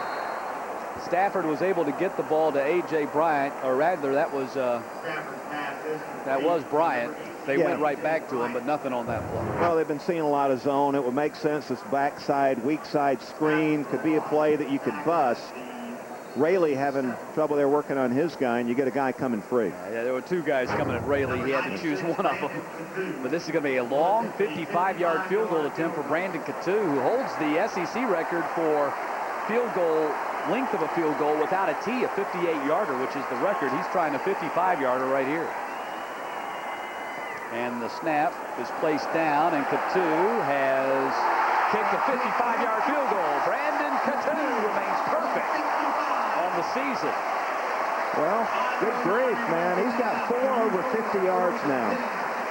SEC championship game, 51-yarder against LSU, that 56-yarder against Kentucky, and had that 58-yarder against Louisiana Monroe. Brandon Coutu, good from 55, and with 5:09 to play in the first half, Georgia increases their lead to 10-0 on UAB. Brandon Coutu, a 55-yard field goal to give Georgia a 10-0 lead on UAB. And take another look at it again. As Buck pointed out, 4 over 50 now. Yeah, and he just bangs it home. I turned around, somebody's banging on me. I turned around here in the booth, and it's Kevin Butler stepping in here, former Georgia kicking great, and he's very high on Brandon Coutu. And his technique solid, expecting him to have an NFL career one day. And here's a look at the longest field goals in Georgia history. That guy that was banging on you, Kevin Butler, holds the record. Brandon Coutu, his 58-yarder came without benefit of the kicking tee. Although Kevin Butler did okay without the kicking tee in the NFL. Yeah, they're both pretty good. I think we can add that to Kevin Butler. He had the kicking tee in college, but he did okay with it, the Chicago Bears and Arizona Cardinals in the NFL. And Coutu, nice job a week ago on the road, first road game, hostile environment, 3 for 3 against South Carolina. All 40-yard field goals. That's big. That's huge. And Coutu did a big job of getting himself in great shape during this past offseason. Went to the Georgia strength and conditioning coach Dave Hallinger and said, I want to strengthen my core, my muscles, my hips, my hip flexors and that kind of stuff. And Georgia kickers participate in the mat drills with the rest of the players. So what you're saying is a dude wanted a six-pack. And I think he's got one. Yeah. And the kick's going to be taken by Slaughter. Actually, he'll return it this time. And Slaughter going to be driven to the ground at the 24-yard line by Benjamin Boyd. Slaughter on the return. Here's a look at UAB's first 4 possessions in this ball game. Punt, punt, punt. They did reach the 43-yard line. Actually, they went 43 yards and got into Georgia field territory on their 4th possession, but they had to punt that one too. Well, less than 2 yards a carry against this Georgia defense again, and that's exactly where they stood coming into today. They've really gotten tougher and better against the run so far this season.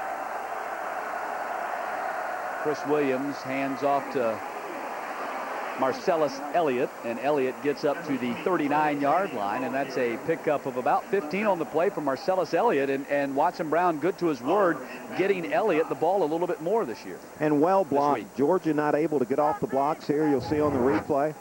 Can't shuck the blocker. And he's got a big hole to hit up in there. You see a little hole maybe going on Quentin Moses right there. I sound like Steve Spurrier saying stuff like that, don't I? Yeah. And actually, that was not Marcellus Elliott. That was Trey Chaney on the carry. My apologies to Chaney and his family. Trey Chaney in there at running back right now. Yeah, if you missed it, Spurrier on his call-in show this week complaining of Georgia holding in that win in Columbia last Saturday night. Williams back to pass again, flings it out here, and Willie Edwards cannot bring it in at the 49-yard line. It's going to be second down. In fact, yeah, he said that Georgia, according to his review of the game film, was guilty of 12 or 13 clips during that game. And the SEC office, I think, handling that behind the scenes. In other words, Coach, you're not supposed to say things like that. If you've got a problem, contact us at the SEC office. Spurrier, a shoot from the hip kind of guy, though, and in front of his fan base, he's just looking after his own family, I'd bet. Williams back to pass. It's complete to Burks. And Burks not going very far as he is dropped at the 42-yard line by Marcus Washington and Jeff Owens. Looks like Paul Oliver was part of that play too. And it's going to be third down and long for UAB. Yeah, it was kind of interesting, Spurrier's comments. He said, I'm not berating the officials. I just want you to know they missed about 12 or 13 calls. Kind of a backhanded, trying to criticize through the back door or something like that. Maybe you get away with it doing it that way. You don't get fined. Not that he can spare the money. Not that he can't spare the money. Well, when you get shut out, there's some frustration involved. Chaney gets the handoff again. This time he is dropped by Jeff Owens. Did not get the first down. And UAB looking like they're going to have to punt for the 5th time. Jeff Owens really active up in there at defensive tackle. Cut his teeth a year ago as a freshman. And he's really, he's gotten more physical at the line of scrimmage, understanding he had to be if he wanted to be successful against some of these big offensive linemen he'll see this year. He's got a big motor, and that thing's normally turned up pretty high. UAB once again having difficulty in their running game. They averaged only 3 yards per carry against East Carolina after having a pretty good running day at Oklahoma, but came back for a kind of a disappointing effort against the Pirates last week. And here today, they're only 43 yards on 16 carries. And now Asher Allen is deep for the Bulldogs at the 18-yard line. Georgia at 22.4 yards per return, and now a timeout has been called by UAB as they were set to punt on 4th down and 3 from the 46-yard line. 2.5 minutes to play. You don't think they're having second thoughts about punting, do you? Well, you can't. They don't let you use these timeouts in the second half. So if there's a question, hey, you take the timeout, you use them, you burn them. Let's go down on the sideline and check in with Nick Cellini. Nick? Hey, Buck, you brought it up earlier. Willie Martinez, kudos to this defense, not only for their performance on the field, but film study extraordinaire. They seem to be beating UAB to each and every spot, especially the trio of linebackers. Great job by the Georgia linebackers so far this afternoon. All right, thank you, Nick. Here's a look at Georgia's possessions so far. Touchdown, turned it over on downs as they went for it on 4th down at about the 11-yard line. They had to punt, and they've got a 55-yard field goal. 10 points on the board and a 10-0 lead with 2.5 minutes to play. But the point that Nick was making about Willie Martinez and this Georgia defense, you got those 2 great defensive ends and 3 senior linebackers. Oftentimes for the opposing offense, it's kind of pick your poison how you want to attack this team. Well, their tendencies, and as a player, you got to know the tendencies. They're recognizing what they're doing, and they're jumping on that play. A very poor kick by Parker Mullins, but a flag is dropped at the 36-yard line. Georgia may have gotten into him, and if they did, that's going to be a first down for UAB, and it is indeed. That's going to be the 3rd time in this ball game that a Georgia penalty has provided the Blazers with the first down. Could have been Charles Johnson, big number 99 back in there, getting a little too aggressive. Running into the kicker. Trying to get this crowd into it. Do something big. It was not a roughing the kicker, but a running into the kicker, but they only needed 3 yards, so they get the first down. First down by virtue of the penalty for UAB. Yeah, there's Big Charles. He's going to say, I got blocked into him, Coach. It's not my fault. Brushed him with his hip, but that was enough to knock down Parker Mullins. And 6 first downs now for UAB, and 3 of them have come by Georgia penalties. They'll take all they can get, all the help they'll give them. Now they've got it on the Georgia side of the 50-yard line as the clock is winding down here in the first half, and Chris Williams with nowhere to go with it, throws it right into the ground. Yeah, and as Nick was saying there, great recognition by the Georgia defense. They snuffed out the screen pass before they snapped the football right there. Quarterback nowhere to go with the football. 2 screen options, 1 on each side of the field, and he just has to get rid of it. Wow, and a flag came out a little bit later than Willie Martinez would have liked to have seen it, and there's the intentional grounding call. Willie Martinez sprinted 15 yards onto the field looking for the flag, and he finally got it. Second down. Well, Watson's going to get a few more gray hairs. They're trying to coach his team through this, and you see recognition on both of the screens. Nowhere to go with the football, unless he wants to run with it.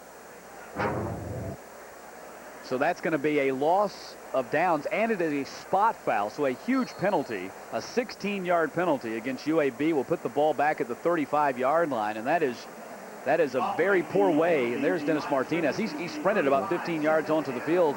I keep calling him Dennis. It's Willie Martinez. Trust me, I know his name. I keep confusing him with the former Montreal Expos pitcher for some reason. Well, he's an excellent football coach and a really nice guy. He's a big college football fan. It's fun to talk with Willie about some of the other teams and other players around the country.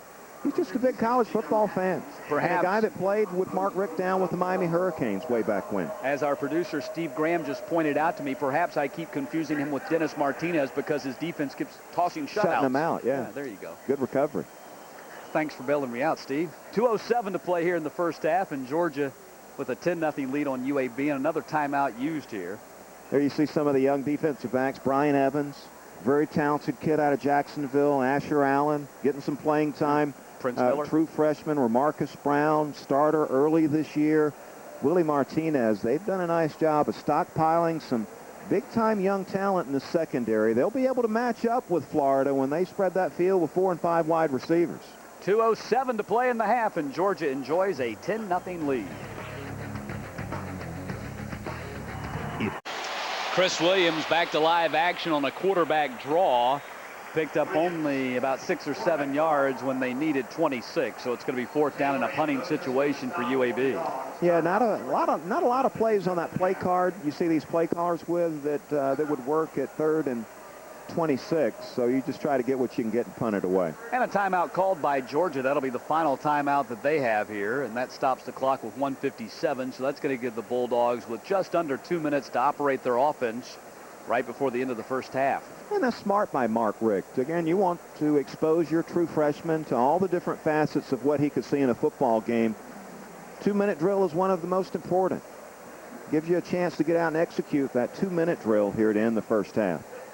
We have not yet seen Joe Cox, and I doubt that we're going to see him here in the 2-minute drill. You wouldn't think. You would not think that we would, but Mark Richt had said during the week that he hoped to get a second quarterback, and that would be Joe Cox in this situation, some action in this ball game. If for no other reason, Georgia just simply, not because of any kind of dissatisfaction with Matthew Stafford, but for no other reason than Georgia just does not have a whole lot of snaps of experience at any of their quarterback positions or any of their quarterbacks. And Cox has yet to get off the bench, so it looks like if he is going to play in this ball game, it's not going to be until the second half. So now UAB punting. Parker Mullins will boot it away. Asher Allen retreating to his 6-yard line to take this one. Heading up the far sideline, Asher Allen will reach the 25. And that's where the Bulldogs are going to put the ball in play with 1:44 left in the first half.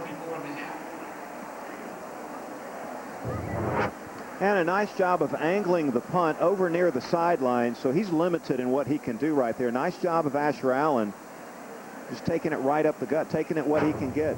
And I know traditionally coaches say do not field a punt inside the 10-yard line, but that's actually not a bad play, because if he lets that thing hit, there's no telling that ball might kick out of bounds and pin Georgia inside the 5-yard line.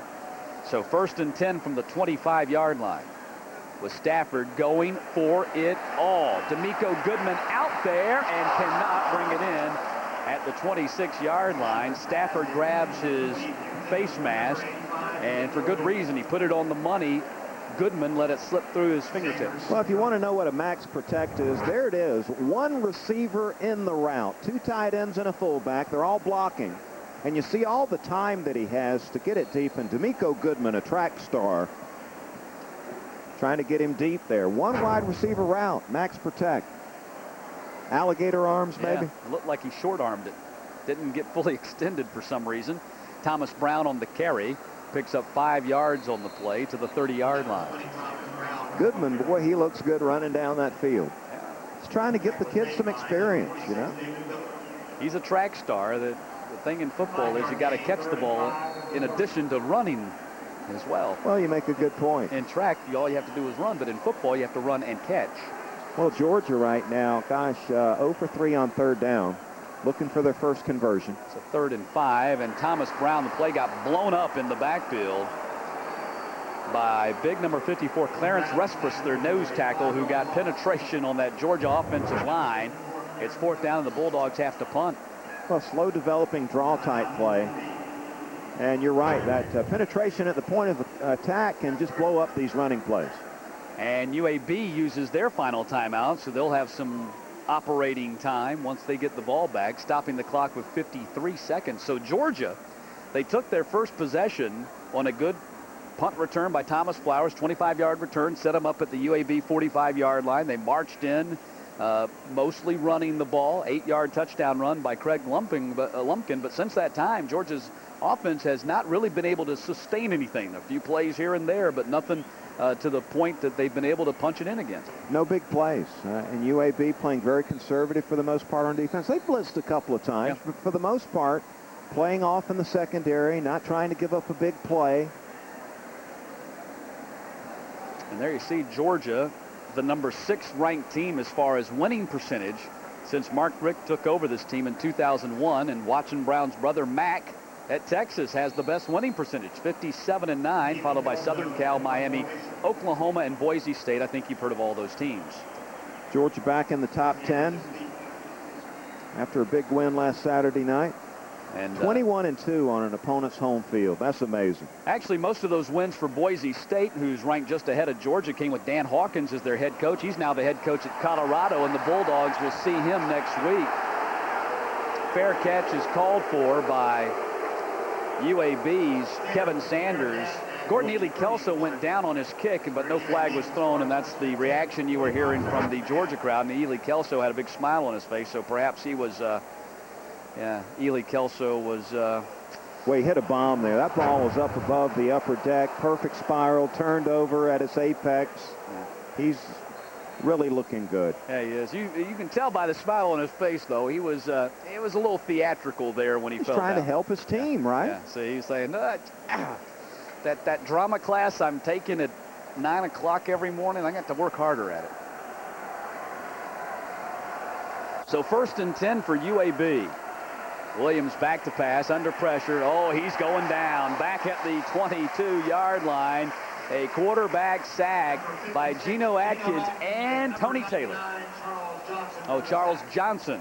Not Tony Taylor, but Charles Johnson and Geno Atkins on that tackle. Yeah, you're going to get those people from Hawkinsville upset. Start leaving Charles out of this thing. You see him working on the left side of your screen there. Yeah.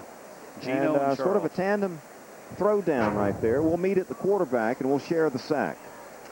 And man down for UAB.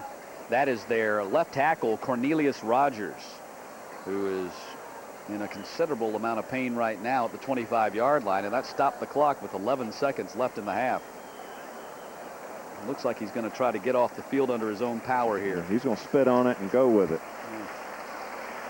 You saw him, the trainer there was going to try to assist him. You saw him bat his arm away and said, I'll do this myself. So Cornelius Rogers heads to the sideline, but hopefully he'll be able to return for UAB. And that's going to be the end of the first half as the clock is running again, and UAB in no hurry to run another play. So the first 30 minutes are in the books. The Georgia Bulldogs leading UAB by a score of 10-0 as the two teams head to the locker room. Bulldogs scored on their first possession, an 8-yard touchdown run by Craig Lumpkin, and then late in the second quarter, a field goal by Brandon Coutu as we go down on the field to Nick Cellini. Coach, kind of a mad roller coaster ride for your offense in the first half. What adjustments do you need to make at halftime? Oh, we just need to settle down and not make any mistakes. Even that last play, I mean, we got a heck of a call on, and all we got to do is block a 3 technique, and we're running for a long ways and into our 1-minute drill. But, you know, we just can't make those mistakes. Defensively, we played well, but we're about to give them a score if we don't stop making mistakes on the 3rd down situations and even the 4th down situation. That drive, they stopped 3 drives, but they got to keep going because of our penalties. Thoughts on Matthew Stafford's performance in the first half? Oh, not bad so far. Really not bad. Thanks. All right, Coach, thanks. Good luck in the second half. Guys, back upstairs we go.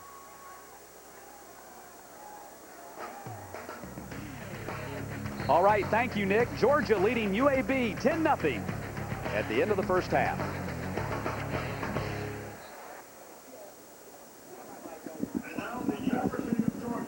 And welcome back. Halftime at Sanford Stadium, where the 10th-ranked Georgia Bulldogs lead UAB by a score of 10-0. Let's take a look back at the first half highlights. Georgia starting well on offense. They began from their the UAB 45-yard line and promptly marched in for their only touchdown. Yeah, well balanced, too. They mixed in the running game. Stafford throwing some high percentage passes, and then Lumpkin with the touchdown run to put them up 7-0. More Bulldogs offense. Danny Ware had a pretty good first half, catching and running the ball. Yeah, UAB playing a lot of zones, so that screen pass looking good. A good play they can use here in the second half. And Ware showing the fresh legs and the shiftiness, really having some fun in the first half. Yeah, Ware had 34 yards rushing, 29 receiving, and Brandon Coutu kicked a 55-yard field goal, and that's where we stand right now. A 10-0 lead for Georgia, and the Bulldogs, as Nick Cellini just pointed out, their 6th consecutive quarters of shutout here for Georgia. Playing some good football, tough against the run, and getting some pressure on the quarterback, too. There you see Jeff Owens, nice work. Really recognizing today what UAB wants to do offensively. Tendencies, good game plan by Willie Martinez. They're a step ahead of the Blazers today. Yeah, the Blazers less than 100 yards of total offense in that first half as Keelan Johnson got the quarterback sack there. Nice play by Ramarcus Brown to break up the out pattern, I should say. And here's a look at the first half stats. And you 133 see UAB. yards total offense for Georgia. Yeah, and the Blazers not up to much. Georgia running backs combined 15 carries, 80 yards. That's roughly about 6 yards a carry. And we're ready for the start of the second half with Thomas Brown standing deep for the Bulldogs at the goal line. And he will take this at the 11-yard line. So a good chance at a good return for Thomas Brown as he steams up to the 33-yard line, close to the 34.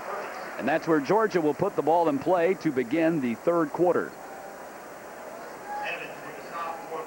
Well, Georgia, the first half, with a freshman quarterback getting his first start, really have done a nice job. He's 6 for 10, looking pretty smooth in the first half. Made a couple mistakes, but it hadn't hurt the team.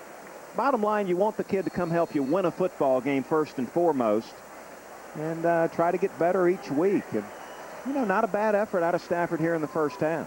1st and 10 for the Bulldogs.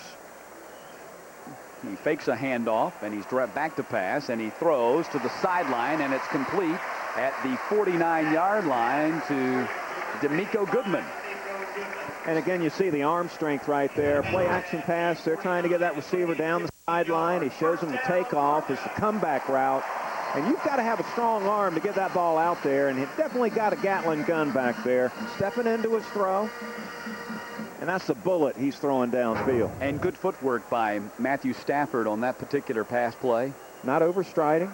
Handoff goes to Thomas Brown. He tried to hop over the linebacker, Masaki Smith, and goes down at the 47-yard line, a pickup of 4. And that's one of the things that Mark Richt talked about with Matthew Stafford this week, that he needs to improve his footwork. And he says he's got good footwork. It's just when he gets into the game, perhaps a lapse in concentration. It's really something that it comes with reps in practice, ingraining that footwork, the correct detail. And the handoff goes to Thomas Brown, and he gets brought down at the 43. Coaches are there, and I've been there and done that. Their job is to coach you up, and that starts with the fundamentals. And Mike Bobo, very tough on these quarterbacks when it comes time to grade the film. You got to stay on these young kids. You got to ingrain that immediately, so it becomes second nature as he gets older. Durham and Des Williams check in. Kenneth Harris checks out for Georgia. 0 for 4 on third downs. Nobody's made a third down play yet today. This is a 3rd and 3 for Georgia. And a timeout's going to be called by Georgia. So just a minute and 26 seconds into the second half, the Bulldogs burn their first timeout. Growing pains with the freshman quarterback. There will be some of this. I don't think it's really such a bad thing. You want to make sure you get out of the box here in the third quarter, get something done, get something positive happening down there. So make sure you got the right play and the right formation. And Georgia fans, of course, have been clamoring for Matthew Stafford since before the season began. But the one thing that perhaps they discount is they look at Matthew Stafford's physical ability, and you can't deny that. The one thing that Georgia loses with Matthew Stafford out there and not having Joe Tereshinski in the ball game is the ability to handle or at least be able to take in the whole playbook. Tereshinski's been in the program for 5 years. He can handle a little bit more in the decision-making process. That'll come from Matthew Stafford, but, I mean, let's face it, Stafford's been here 8 months where Tereshinski's been here 5 years. He is what he is. Tereshinski, a 5-year guy. Been in this system long enough to know exactly what the coaches want. You mentioned Stafford only on campus here for a limited amount of time. You got to give him room to grow. There are going to be some mistakes. You see him in the first half, and this is what you're going to see a lot of. Taking advantage of the arm strength, throwing the ball downfield on the sidelines. Nice little touch on the screens when he needs it. And here you see him throwing downfield here to get the second half started on that deep comeback. These are things you want him doing right now. He's comfortable doing these things. What you don't want is him back there in the pocket trying to read coverages, throwing the ball over the middle of the field. Not right now. That'll come. Yeah, the strength of the arm is apparent. And Watson Brown said, watching the game tape of the South Carolina ball game, he said the thing that really struck him about Matthew Stafford was his poise and his lack of nervousness. He looked like he'd been doing it for quite some time. And really a mature 18-year-old. Really, yeah. And a nice thing, family support here for Matthew Stafford. He's got a sister on campus, and isn't that a nice thing? At the end of the day, you can call up and say, "Sis, I had a tough day," and she can come and say, "Come on, brother, You're starting this Saturday. Yeah, I have a sister. It never worked quite that way for me. We fought like cats and dogs. A loving fight of cat and dog. Yeah. But you had that rivalry. It's in my family, it was between me and my sister. So. Well, with a lot of pressure on Matthew Stafford, I'm sure he's very happy to have his sister, a loved one, here in town, going to school at Georgia also, for a little bit of support. 3rd and 3. Handoff, Thomas Brown, and Thomas Brown perhaps close to the first down, depends upon the spot. Orlandis King, the preseason All-CUSA linebacker for UAB, was there to hit him first. Blazer defense up front, pretty solid. You seem really attacking this short yardage set that Georgia comes with on 3rd and short. They are really attacking the line of scrimmage. They're getting some penetration in there and causing some problems. Well, the offers continue, Buck. That's another 3rd down conversion where the Bulldogs failed to pick up the first down. They've gone for it once on 4th down today, and they failed in the first quarter. They're going for it again on 4th and 1 from their own 43-yard line. Des Williams in motion behind the line. Brandon Sutherland gets the carry, and Sutherland surges forward to pick up the first down for Georgia. Well, when you're 250 pounds, you're going to fall forward a lot of the time, especially behind these big fellows they've got up front. Velasco, Shackelford, Adams, and Nick Jones. And a first down for Georgia inside the 41-yard line as the Bulldogs, on their first possession of the second half, have moved into UAB territory. Stafford rolling, throwing on the run, and complete at the 25-yard line to Kenneth Harris. And a nice job of improvising the play. Stafford wanted to go to his left to Mario Raley, running a slant route, but he gets knocked off his route by good coverage, and you see him immediately come off him, finds a little running lane, looks for a receiver downfield, and a throw with touch. You don't see a guy that can throw it hard much that comes off of that and throws it accurately with touch. 1st and 10 from the 25-yard line as the Bulldogs go no huddle. Craig Lumpkin trying to run off of right tackle. Did not pick up much on that play. Masaki Smith on the tackle for UAB. And so was Tony Haynes-Dalton. And that is 2nd down. Something that a young quarterback really has a tough time with, and that is coming off the primary receiver. And you saw Stafford do a nice job. He comes off that very quickly and starts looking downfield for another guy on the other side of the field. Bulldogs with 3 wide, and Lumpkin in the backfield to the left of Stafford. Stafford reading the defense, checking to the appropriate play. Pump fake, going for the end zone, up in the air and broken up by Kevin Sanders. Sanders was running step for step with Kenneth Harris, and Sanders broke it up. Well, he had Harris on a double move, trying to get that cornerback to bite on that curl, and he turns it back upfield, trying to get a big play here, something they need, get this crowd into the football game, get people excited again. That was a fine play by Kevin Sanders. Do you think if you're a cornerback and your last name's Sanders, you have to wear the number 21? Yeah, must be. I mean, nice work there on Kenneth Harris. Didn't bite on that first move. Good coverage. Stafford fakes a handoff, now running in the pocket, eludes one man, but not Kevin Sanders. Sanders, the cornerback, came up and made, no, that was not Sanders that time. That was the linebacker, Joe Henderson, at the 20-yard line. And it's going to be 4th down for Georgia, and they're going to bring Brandon Coutu back out for another field goal. Well, stepping up in the pocket, so he got that problem he had in the first half corrected, trying to get all the yardage he can get. Hey, you've got an All-American type place kicker. You want points. So the last thing you want to do is lay that thing on the ground. This is a 38-yard attempt for Coutu, and this one by Coutu is through. Coutu does it again. 13-0 Georgia as Brandon Coutu converts on his second field goal of the afternoon. So 4 minutes and 25 seconds into the third quarter. Georgia marches with their first possession and gets 3 on the board.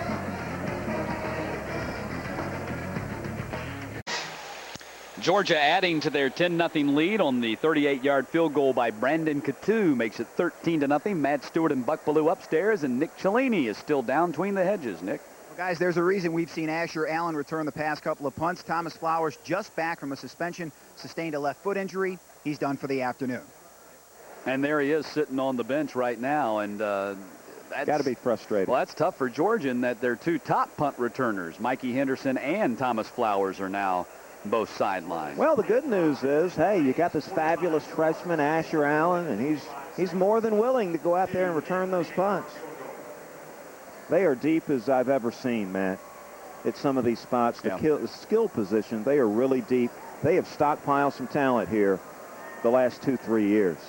Yeah, and then the one place where Georgia is really not deep this year is on the offensive line, where they're a little bit deeper, but not so today, with Michael Turner out, not going to play unless it's an absolute emergency, and maybe not even then. They even have Chris Abbott, a walk-on, there as a potential backup for this ball game today. He actually played against South Carolina last Saturday, but Georgia really with only 6.5 healthy offensive linemen today.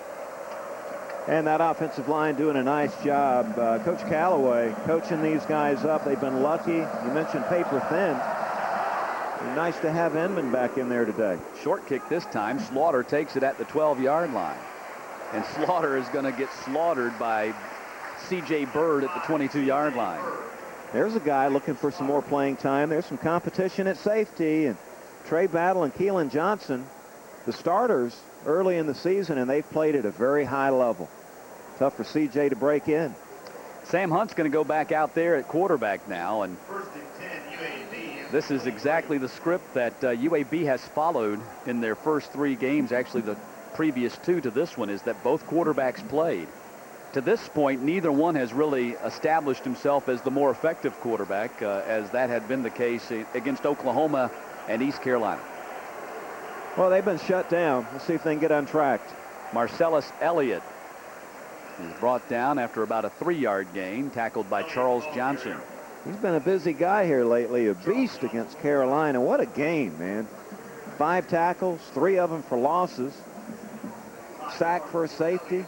3 quarterback pressures. You know, and Charles Johnson, despite his size, he's 270 pounds, 6'2". He is very athletic and very fast. In fact, when he was at Hawkinsville High School, he ran the final leg for their relay team. When's the last time you saw a guy at that time, 230 or 240, running the final leg of a relay? Handoff to Corey White, and nice open field tackle by Paul Oliver. That had to be some sight to see. The only thing close, I can remember Nat Hudson, lineman on that 1980 national championship team. We had a conditioning test, and we were running like 6 quarters, 440s. And to see that fella at 275 yards run those quarters, I was just dumbfounded with what I saw. And Charles Johnson, a lot like Nat Hudson. So a first down for UAB. You see the Blazers today with only 78 yards of offense. Stuffing. Yeah, 341 their average through their first 2 games. A lot of that came against Oklahoma. They had a nice statistical game against Oklahoma. Hunt on the keeper, tosses to Burks. Burks wrapped up on the outside by Tony Taylor. Had some help from his friends, too. Those linebackers are all over the place. Tony Taylor, 4 tackles a week ago. Forced fumble, too, which was big. And there you see Verdon Wheeler in there, forcing that quarterback to pitch. And Jarvis Jackson and Tony Taylor cleaning up. Boy, that's a trio of seniors there. And nice story in the Athens paper about Tony Taylor this week. And Tony Taylor about his rivalry with Quentin Moses when they were in high school. Quentin went to Cedar Shoals High School here in Athens, and Tony went to nearby Oconee County, and they were pretty big rivals in high school on the basketball court. And there's Tony Taylor with a quarterback sack. Number 43, Tony Taylor, with a sack. An inside linebacker that has moved to the outside, but in this scheme, he's really playing an inside linebacker for the most part. And a guy that enjoys rushing the passer a little bit, too. This guy was like a defensive back in high school. And he's a guy that he's just hoping to have a healthy senior year. He got off strong to a strong start in his career at the University of Georgia. Last, he had the knee injury that took him out for a whole season. Last year, missed 4 games because of a variety of injuries. Here comes Tony Taylor again on pressure. Pass is nearly intercepted by Ramarcus Brown. And again, Tony Taylor bringing pressure from the edge And it's going to be 4th down. And they're aggressive here in the second half. They're getting after UAB, trying to force a turnover or two, and that'll do it. Get pressure on that quarterback. Tony Taylor gets a nice shot in on the quarterback and gave Marcus Brown an opportunity to pick it off. So Parker Mullins is on to punt again for UAB. Asher Allen standing at his 32-yard line. Parker's going to be tired tonight. And the punt is blocked. Picked up by Georgia. Touchdown. C.J. Bird with the touchdown. And the Bulldogs have a 19-0 lead. And Parker's going to have some nightmares tonight, too. Reflecting back on this play, C.J. Bird, we mentioned, a guy looking to impress, and it looks like the punt is blocked by Prince Miller. These young guys, they want to make a big play so they can get in there a little more often. Brandon Coutu on for the PAT. He puts it through, and Georgia has a 20-0 lead. Prince Miller came through untouched, right up the middle, blocked the Parker Mullins punt, and the ball a perfect bounce right into C.J. Bird's hands, who caught it in stride and took it in for the touchdown. Well, you've seen Georgia come out, and they've been aggressive here to start the second half. Rick taking some shots down the field in their first series. Defense turning up the heat with some blitzes, getting Tony Taylor back there. And then on special teams getting aggressive with the punt block. Prince Miller, number 23, right up the middle. And look at the perfect bounce right into C.J. Bird's hands. You can't draw it up any better than that for the Bulldogs, who now have a 20-0 lead. Prince almost took this ball right off this kid's foot. Yeah. Looked like he stole it right out of midair almost. Got there too early. Almost. And a 20-0 lead. And you saw, and John Fabris is the coach of the special teams for the Bulldogs, and you see the graphic just a few moments ago, just how special teams have been for the Bulldogs since Mark Richt has been the head coach. That is the 10th special team touchdown for Georgia in those 5 seasons. Actually, this is the start of the 6th. And they have a lot of starters playing on special teams. Really a high priority. Yeah, and I think that's smart. Yeah, and I think that shows you exactly, the priority is a good word for it, just how valuable and important the Bulldogs hold special teams in the overall game plan, that they would have first-teamers out there. You saw Watson Brown and Pat Sullivan were a little frustrated with it. Ball hits, and Rashard Sullivan grabs it as he's going out of bounds. Now, they dropped a flag, and let's see what the call is going to be here. Now, it would be a flag if Georgia had kicked it out of bounds, but did Rashad Slaughter actually grab the ball in midair and come down with it out of bounds? If that's the case, then it should not be a flag, right? Maybe the line judge is trying to get on TV. Got to throw the flag, get on TV. It was close. All right, take another look at it. You make the call. Well, he jumped up. He was inbounds.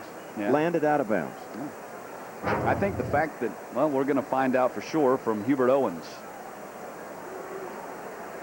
Mark Richt is saying right Free now. kick out of bounds on the kicking team. They're going to throw the flag on Georgia. Receiving team has chosen to take the ball at the 35-yard line.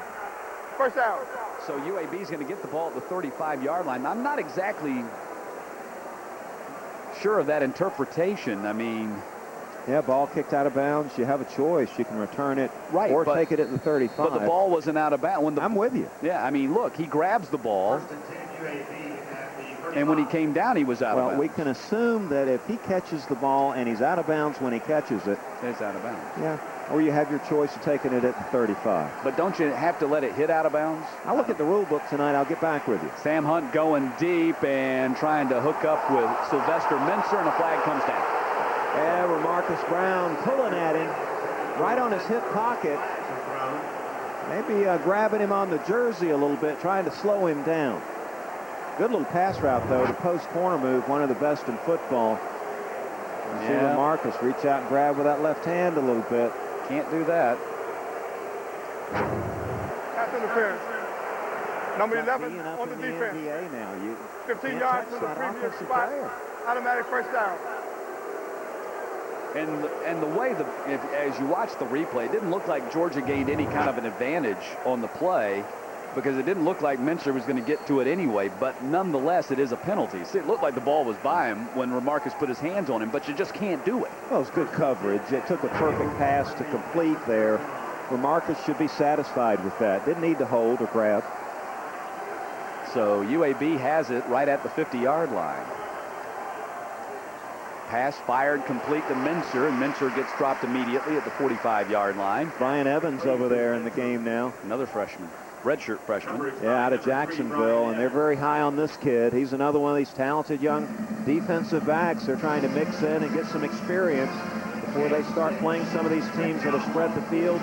And you have to play a lot of nickel and dime packages. Florida, for instance. Looking down the road, these young cornerbacks will have some experience going into that game. 2nd down and 5.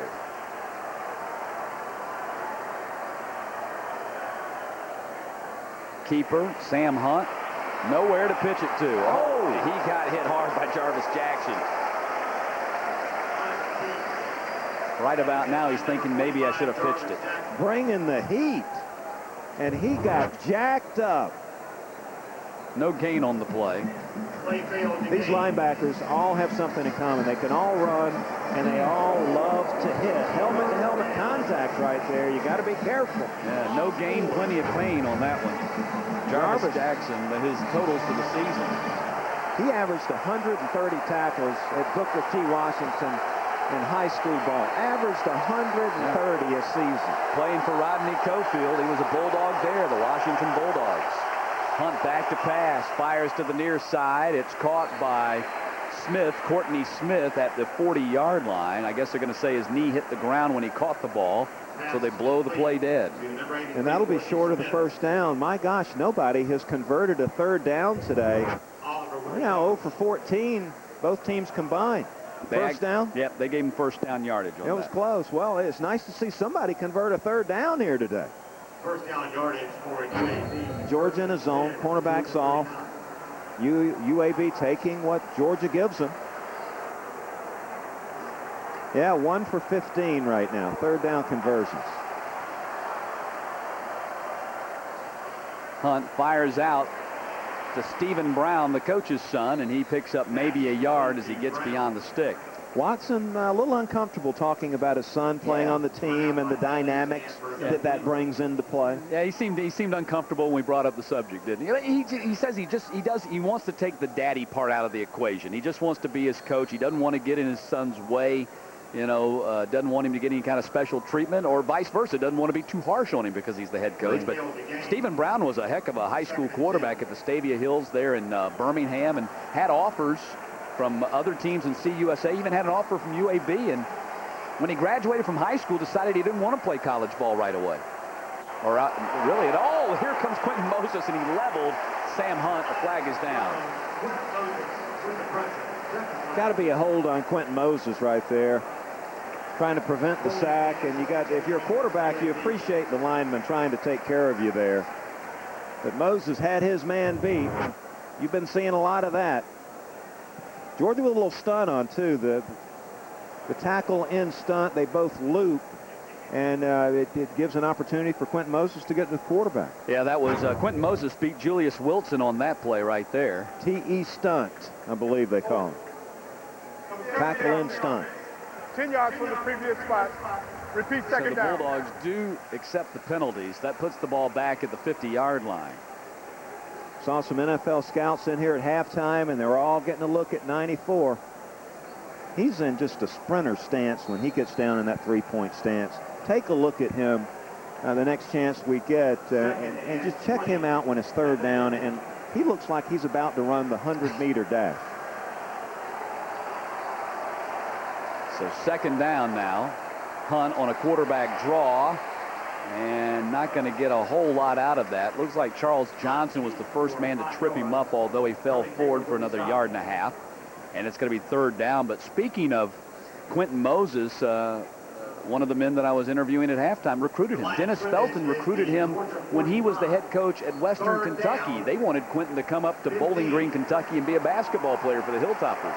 Tells you a little something about the athleticism Now, he'd be a heck of a front court player right now. He's put on about 40, 50 pounds since those high school basketball days. He'd get down there and bang with Baby Davis at LSU, wouldn't he? Moses currently number 6 on Georgia's all-time sacks list. Hunt back to throw, completes it at the 36-yard line to Courtney Smith. Well short of the first down. 3rd down and 15 there. I assume they're going to go for it right here. They're down 20-0. They need something to happen. No use punting it or trying that long field goal. So a 4th and 6 for UAB. Well, you come with one of your best plays right here offensively. And defense, you need to be aware of the trick play here. You never know.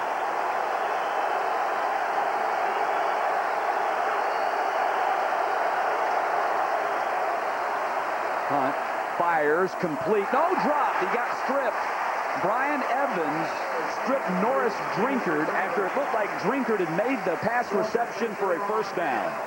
Ball goes over on downs. Good work by Brian Evans. He's right in his hip pocket. He doesn't grab. He doesn't hold him. He just waits on the ball to get there, and then he does like Willie Martinez taught him, strips the football. 3:17 to play in the 3rd quarter. Georgia with a 20-0 lead on the UAB Blazers. It happens every game. Those moments. Those big moments when you suspect you're witness to something larger. Those moments when silence overtakes. When you know right here, right now is the place. Welcome to the Big Show. Fans, when you send an email, do it with efanmail.com, the new way to email. You'll receive your own email templates that look like the Georgia Bulldogs. When you sign up, you become eligible for weekly contests with prizes that include 2 VIP tickets to see the Bulldogs in action. eFanmail is easy to use. It plugs into Outlook Express on your web browser. Once it's set up, you choose your templates featuring Georgia championship teams and former star athletes. Get into the game with efanmail.com. 3:17 to play in the 3rd quarter. Georgia leading UAB by a score of 20-0 on a rather warm day. But those warm days getting shorter and shorter here as we head toward autumn. Yeah, you can feel it in the morning and in the evening. That cool zone coming in handy today for those big fellows on the sideline. Bulldogs have another early Saturday game next Saturday when they'll play host to the Buffaloes of Colorado. That'll be the Bulldogs' final non-conference game before their game against Georgia Tech at the end of the season. Yeah, it's off to Ole Miss, and then Tennessee shows up for a big battle to start October.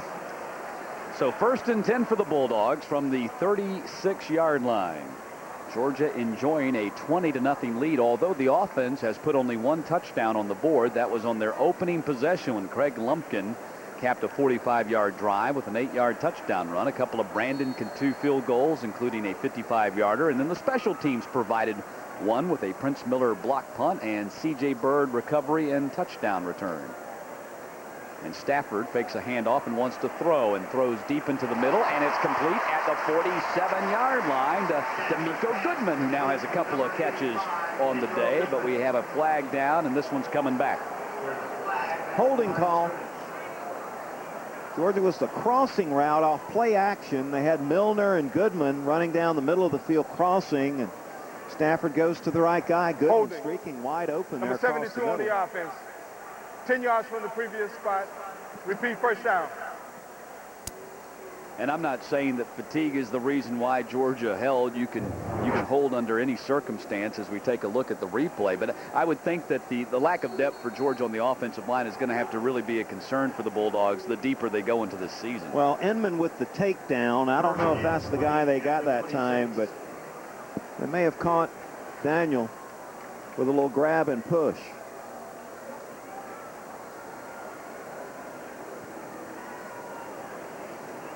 Stafford under a rush, and Stafford's going to go down.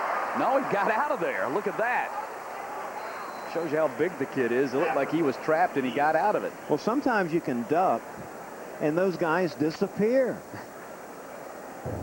Yeah, they swing and miss on you. Watch, he feels the pressure. Backside Shackelford get knocked back into the quarterback. And wow, look at that.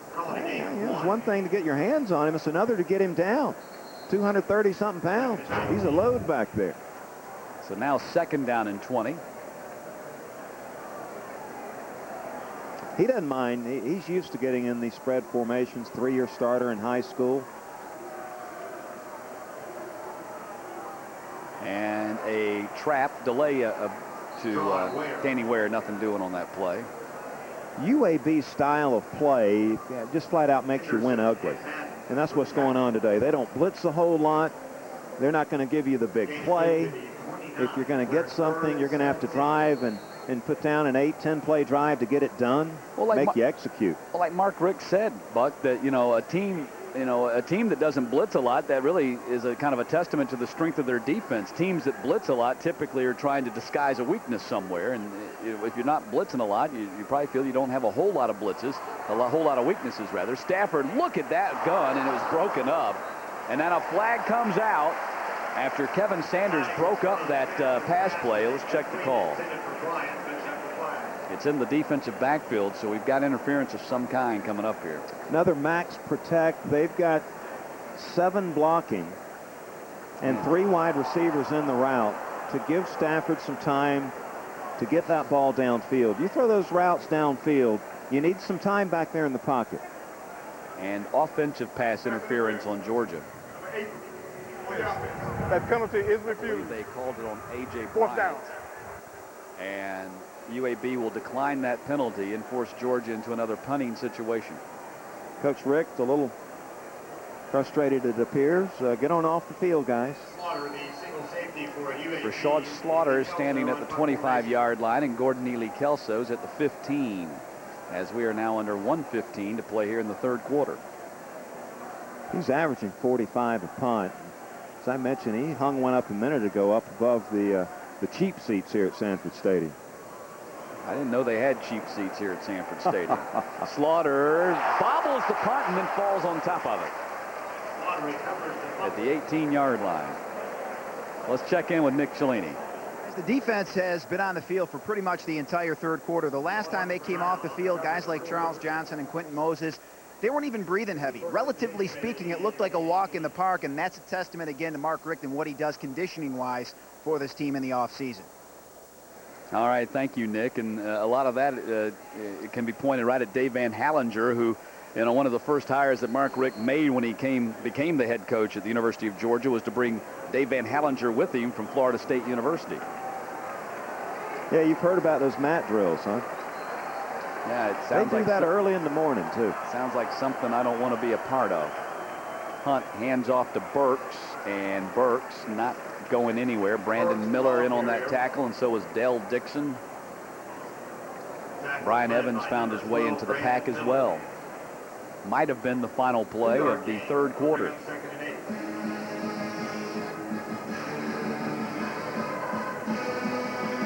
Georgia with a 20-0 lead, and now about 15 minutes away from improving to 3-0 in the season. UAB looking at a 1-2 start unless they can turn things around here in this final period. The Blazers in no hurry to run a play, and that is the final play of the 3rd quarter. We played 45 minutes from Sanford Stadium with 15 to go. The Georgia Bulldogs leading UAB 20-0.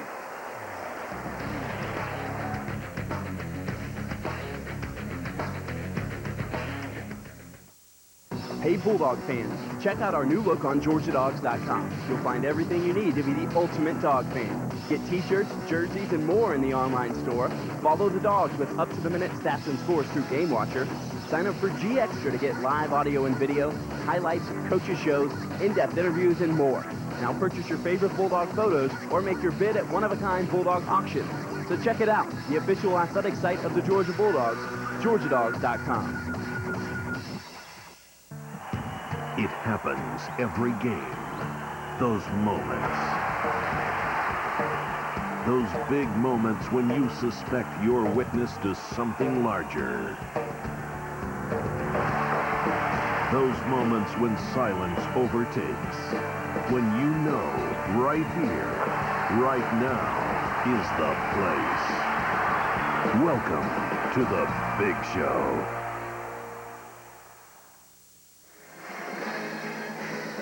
Start of the fourth quarter. Matt Stewart along with Buck Bellew and Nick Cellini. Thanks for joining us this afternoon. The 10th-ranked Bulldogs with a 20-0 lead on the UAB Blazers, as some of the crowd here, the 90,000 plus, believing a Bulldogs win in the back pocket, have headed for the exits to try to beat the traffic back home. And again, the Georgia defense dominating play here. Less than 100 total yards for UAB. Yeah, the Bulldogs have now gone 7 consecutive quarters since allowing a score, and they still allowed only 1 touchdown the entire season. Well, they've got a favorable schedule as you look at the race for the SEC, and in the East, the big games coming up with Tennessee and Florida down the road a little bit, which I think is really helps this team because all these young guys getting some valuable experience before those big games come up. Georgia will play host to the Colorado Buffaloes next Saturday afternoon, and there's the rest of the schedule with Ole Miss, Tennessee, Vanderbilt, Mississippi State, Florida, Kentucky, Auburn, and Georgia Tech. But the Buffaloes off to a very difficult 0-2 start under Dan Hawkins, who was extremely successful at Boise State. They're playing Arizona State, I believe, tonight, late night television, so you can do your scouting report, Buck. Bulldog fans like to do that. Now, take a peek over at that Arizona State quarterback situation, too. That was chaos a couple of weeks ago with the way that coach handled their quarterback situation. Ended up with one guy transferring. Start of the fourth quarter. Hunt on the run and throwing and complete at the 33-yard line to Willie Edwards, and a first down. And they've got Keelan Johnson, who was in the backfield with a helmet-to-helmet shot on the quarterback, Sam Hunt. A very aggressive play by Keelan from the safety spot. And you'll see him come up and deliver a blow right under his chin. So they'll tack on another 15 there. So that's going to give the Blazers the ball up near midfield. It's going to give Sam Hunt a headache. Might as well go ahead and get that out of your system now, because in the NFL, they'll lighten your wallet by $15,000. See if we can see a little better right here. He releases the ball, and there's the shot right on the jaw. You saw the hand come up, too. He got him with his hand, and then, you know, in college, there are no fines for that kind of stuff. But in the NFL, you put a hand on the quarterback's helmet, that's going to be well, here in college, I guess they could take away your meal money. Yeah. Your per diem. Handoff goes to Cheney. And there's Keelan right back in there making a play. Shoestring tackle that time. He's going low after that helmet hit. He said, okay, you're going to get me with the helmet hit high. I'll just go low and grab his ankle. Cheney got only 1 on that play. It's going to be 2nd down and 9. Really impressed with the job that Keelan Johnson has done early in the season. Big shoes to fill. You know, Thomas Davis and Greg Blue were once roaming back there, and heavy hitters. And hey, this kid has really stepped in. He's playing at a high level early in the season. Very aggressive against the run, making some plays back there in the passing game. 2nd down and 9. Hunt back to pass. Ball is batted down by Roderick Battle, the defensive end, getting some time on that defensive line here in the fourth quarter. Yeah, a lot of backups. Elmore in the ball game. Hey, if you can't get to the quarterback, then time your jump and make it difficult on the quarterback with those throwing lanes I was telling you about earlier. Tough to throw through those arms. I'm not sure if that was Roderick Battle who knocked down the pass. It might have been Marquise Elmore who knocked it down. Well, they were all very happy. 3rd down and 9.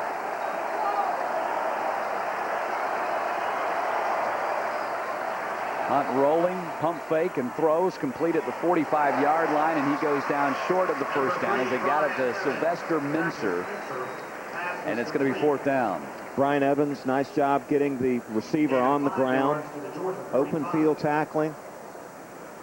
Well, UAB brings their punt unit on, which kind of surprises me. Down 20 points here early in the fourth quarter, and a 4th and 4 from your own 45. Or the Georgia 45, I should say, and now UAB calls a timeout. That is the first that they have used in this half. Hot afternoon here at Sanford Stadium. Down there on the field in that uniform, it's got to be 90 plus. UAB will be back home next Saturday. In fact, they'll be welcoming continue their Southeastern Conference schedule. They're playing the Mississippi State Bulldogs next Saturday at Legion Field. Legion Field. Boy, some great ball games. The Bear used to roam there at Legion. Great matchups there in years gone by. Now the home to the UAB Blazers, who are 1-1 on the season following a opening loss in Norman, Oklahoma, and then a victory over East Carolina, but on the verge of falling to 1-2 as they trailed the Georgia Bulldogs 20-0 here early in the fourth quarter.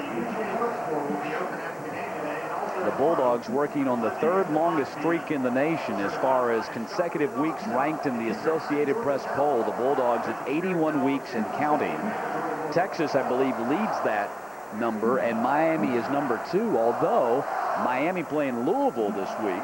Miami ranked number 17. That's going to be a very difficult task for the Hurricanes at Papa John Stadium today. Georgia going for a school record 5th straight top or 10-win season. And you see the results of that, 54-13. Mark Richt has this program where Bulldog people want it to be, Matt. Pete Carroll at the top of that list with the dynasty he has built at Southern Cal, or perhaps we should say the dynasty he has rebuilt at Southern Cal. What all these guys have in common right there, they've got a ton of talent they're trotting out on the field, and they're coaching them up. You got to get the talent, then you got to coach the talent up. I thought you were also going to point out their ties to the state of Florida. Larry Coker, the head coach at the University of Miami. Bob Stoops, who was with Steve Spurrier at the University of Florida. And, of course, Urban Meyer, who's now the head coach of the Florida Gators.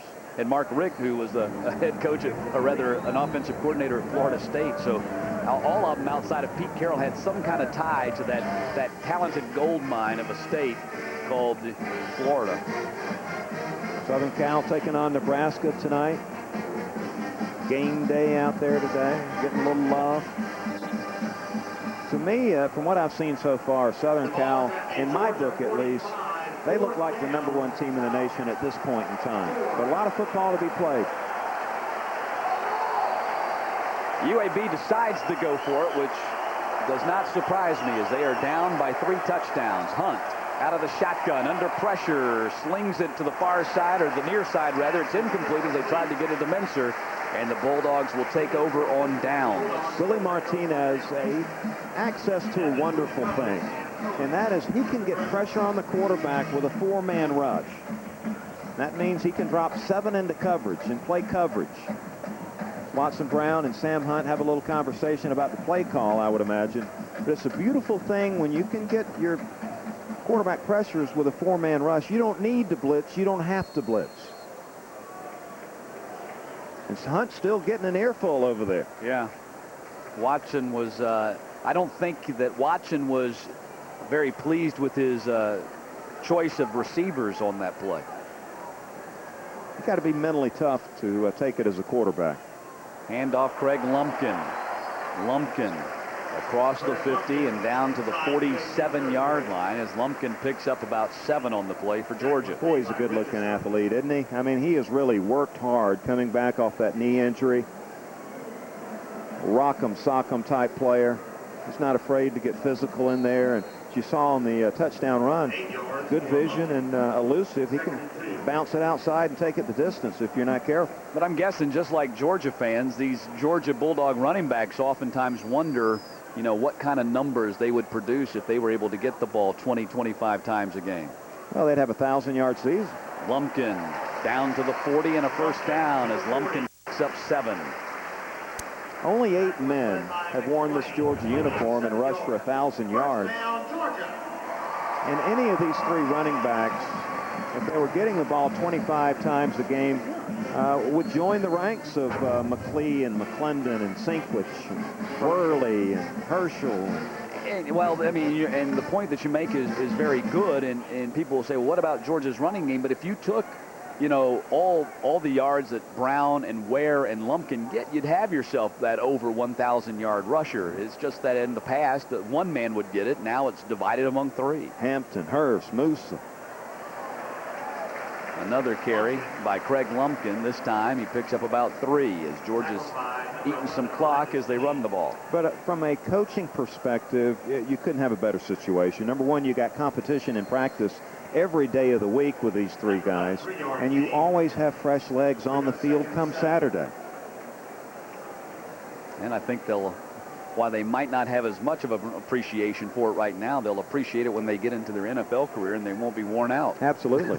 And they're all well-rounded players, too. Block, run between the tackles, speed to get outside, catch the football. Stafford goes to the far side. It was intended for Chris Durham, the freshman. And let's check in with Nick Cellini. Quick question for you. Matthew Stafford looks like he's going to go the distance. If you're a guy like Joe Cox, you were in the mix to begin the season. You played a little bit to begin the season. What's your attitude right now? How do you fight through this as a quarterback who's not playing?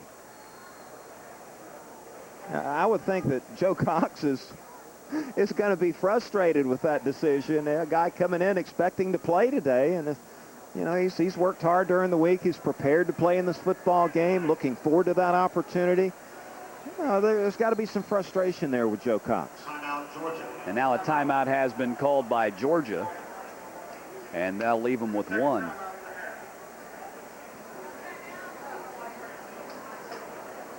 So 11:15 to play in this ball game. The Georgia Bulldogs enjoy a 20-0 lead on the UAB Blazers. Fans, when you send an email, do it with efanmail.com, the new way to email. You'll receive your own email templates that look like the Georgia Bulldogs. When you sign up, you become eligible for weekly contests with prizes that include 2 VIP tickets to see the Bulldogs. Email is easy to use. It plugs into Outlook Express on your web browser. Once it's set up, you choose your templates featuring Georgia championship teams and former star athletes. Get into the game with efanmail.com.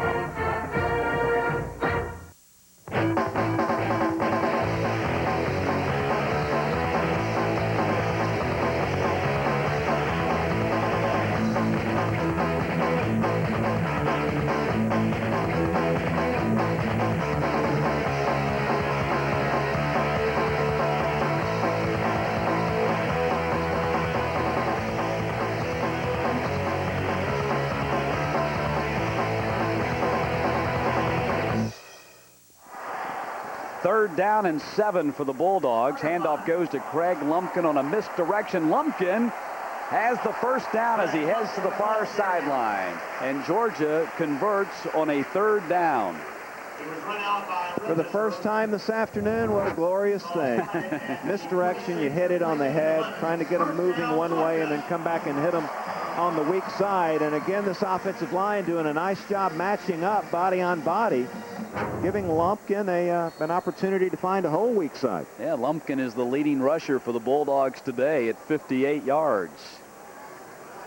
When you have those fresh legs, you can make these guys miss. You can run through the arm tackles. You can pick up first downs. So 1st and 10 from the 26-yard line.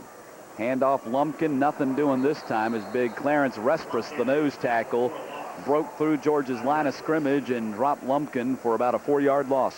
Well, that's got to be on Stafford right there. UAB coming with a blitz, a safety blitz on that play. He came free. Perhaps a pre-snap read miss there by Stafford. There's a lot on a young freshman quarterback's mind out there. It'll take some time. There'll be some growing pains, but they've got a lot to work with. 2nd down and 14 with the ball at the 30-yard line. Sky's the limit with this talent. Stafford fires, complete to Durham at the 15-yard line, and a 1st down for Georgia. And this Durham kid, one of these freshmen that are getting an opportunity to play some ball out of Calhoun.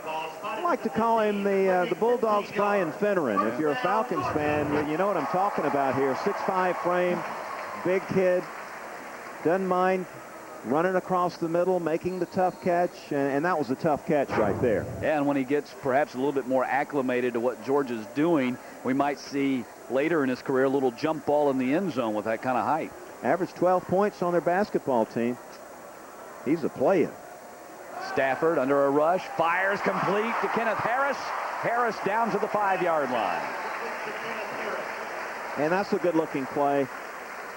Little crossing route. They gave Stafford time to survey the field. He knows where he wants to go with it, and this is what gets these fans excited. He's standing back there flat-footed, and throwing a bullet across the middle, an accurate pass.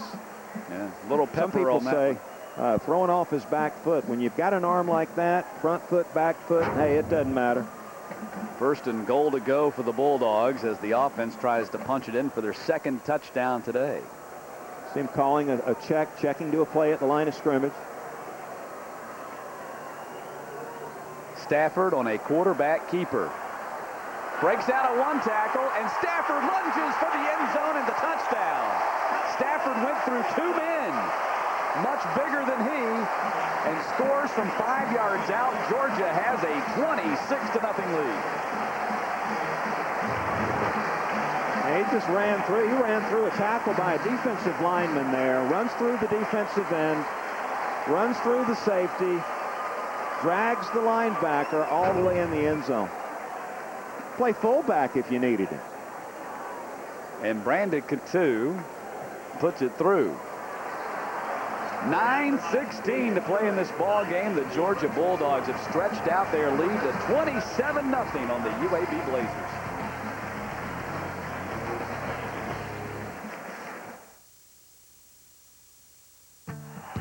It happens every game. Those moments. Those big moments when you suspect you're witness to something larger. Those moments when silence overtakes. When you know right here, right now is the place. Welcome to the Big Show. Fans, when you send an email, do it with efanmail.com, the new way to email. You'll receive your own email templates that look like the Georgia Bulldogs. When you sign up, you become eligible for weekly contests with prizes that include 2 VIP tickets to see the Bulldogs in action. eFanmail is easy to use. It plugs into Outlook Express on your web browser. Once it's set up, you choose your templates featuring Georgia championship teams and former star athletes. Get into the game with efanmail.com. 9:16 to play. You'd think the game was over. Fans are filing for the exits, running for the exits after Georgia took a 27-0 lead. Well, there's some big games out there they want to see. Matthew Stafford stretching that Bulldogs lead out to 4 touchdowns on this 5-yard touchdown. Yeah, nice block you see by Kenneth Harrison and Chester Adams with a block earlier, but Stafford all on effort right here. Power, you see the big body, 230 pounds, runs through 3 tackles to find the end zone. And Nick Cellini had posed the question earlier about Joe Cox having not gotten into the ball game. It looks like he's about to on the Bulldogs' next series. Yeah, you'll take whatever time you can get if you're Joe Cox. He's got to be excited about getting back out there. Didn't play last week. Played in the opener. I'll tell you what, you take a look at the credentials that Joe Cox came in here with, and there you see his receiver in high school, Massaquoi, who's sitting out today's game with a hamstring. You look at the numbers that Cox and Stafford put up in high school, and it just will amaze you at the numbers. Stafford, 92 touchdowns, 700 attempts in high school, and Joe Cox, what he did at Independence was just unbelievable. He threw for over 8,500 yards and 109 touchdowns his junior and senior year. Georgia, a 9-play, 55-yard drive, capped by the 5-yard run by Matthew Stafford, makes it 27-0. I thought it was interesting that you saw Muhammad Massaquoi, who's not playing today because of his hamstring injury, giving a little pep talk to Joe Cox, who, as Buck, you mentioned, they were teammates there at Independence High School in Charlotte. They've won, I think, 96 consecutive games and 6 straight state championships in the state of North Carolina. And, you know, Joe Cox, I mean, everybody made a big deal about Matthew Stafford, and rightfully so. I mean, the kid was one of the top recruits in the nation. But Joe Cox was a parade All-American in high school. He was the quarterback that followed Chris Leak and C.J. Leak at Independence High School. Once I just mentioned, the numbers will astound you, but you know, let's start with both of these guys are winners. They're leaders. They both led their high schools to state championships. Joe up in North Carolina, Matthew out in Texas. In fact, Cox never lost in high school. 31-0 were his teams. Chris Williams back in there at quarterback, swings it out here to Slaughter. Slaughter, whose action to this point of the day had been as a kick returner, makes that catch and picks up about 5 yards on the play to the 25. Interesting, Willie Martinez, the defensive coordinator for Georgia, they rotate the front seven. You see all these young linebackers in there playing right now with the game in hand, the defensive line rotating in and out. But the secondary pretty much stays intact. These two safeties, Keelan Johnson and Trey Battle, have played the entire game.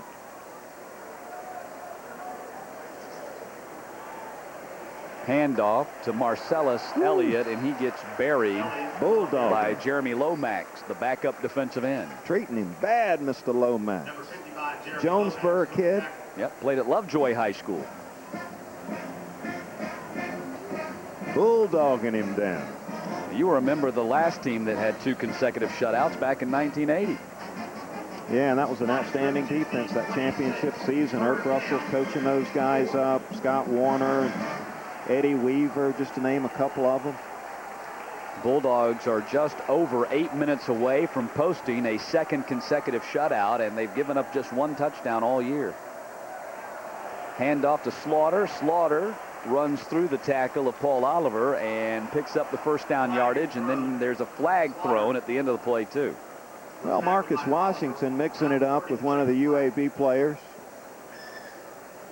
Yeah, you've heard the term extracurricular activities.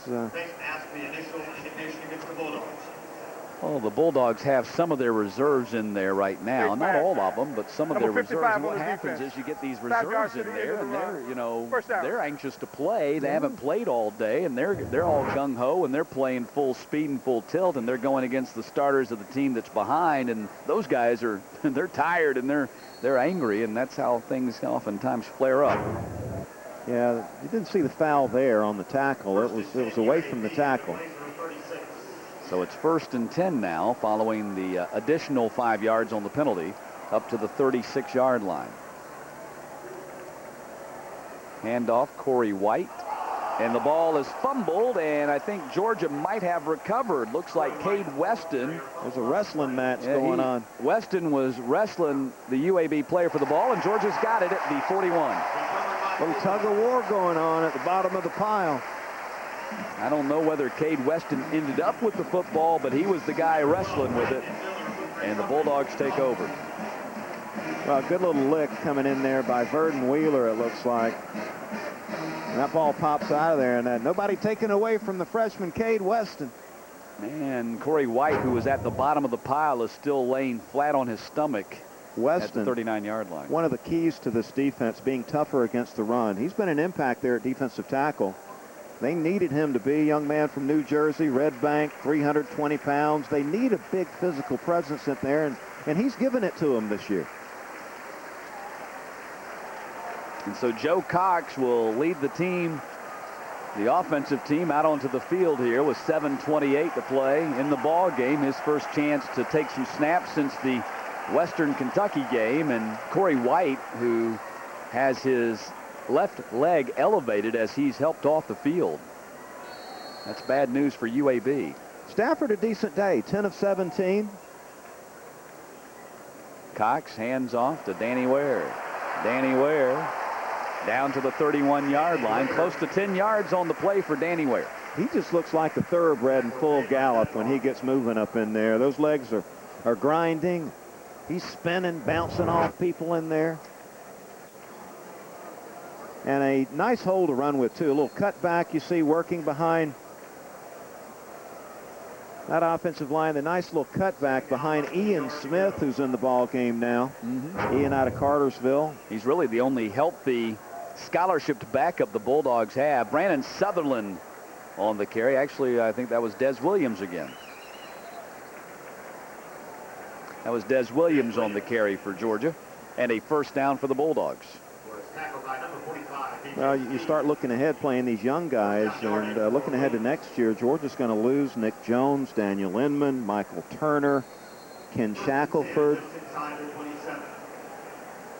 4 pieces to the puzzle this year, and they need to get some of these young offensive line ready to play for next season. 1st and 10, handoff Danny Ware. Did not get much on that play. Danny Ware. Jeffrey Williams on the tackle. Stafford had 14 yards rushing. What about that touchdown run? The 5-yard touchdown run to go along with his 10 for 17 passing day. Well, you got to figure Velasco, he'll be a senior starter at guard next year. Mark Ricks think Chester Adams probably would have to play tackle. Right. And the rest of those spots are wide open. Come earn a spot. We've got some openings. Bulldogs got a lot of freshman linemen, though. Cox back to pass, throws, and broken up by Felder as they were trying to get the ball. That was Trip Chandler, the tight end from Woodstock they were trying to get the ball to. Play action. You want to work that middle of the field a lot off play action, and he goes to the right man, makes a nice throw. That ball was right on the money where it needs to be. Flag down on the play as well as Hubert Owens consults with his officials. On the defense, number 96. There'll be a 5-yard penalty against 5 UAB. yards from the previous spot. Chris Felder, the Repeat young second man down. who broke up that play, as you take a look at the demoralized or disappointed, perhaps is the word I should use, bench for UAB, and they're working on the ankle of Corey White right there. But Chris Felder, number 23, the guy who just broke up that pass for UAB, is a guy that originally signed with the University of Alabama. You talked about it early in our broadcast, Buck, how he had the big play against East Carolina last week. Carried by Danny Ware, and he picks up a few on the play. B.J. Steed, the linebacker, a redshirt freshman, made the tackle for UAB, and it's going to be 3rd down and short.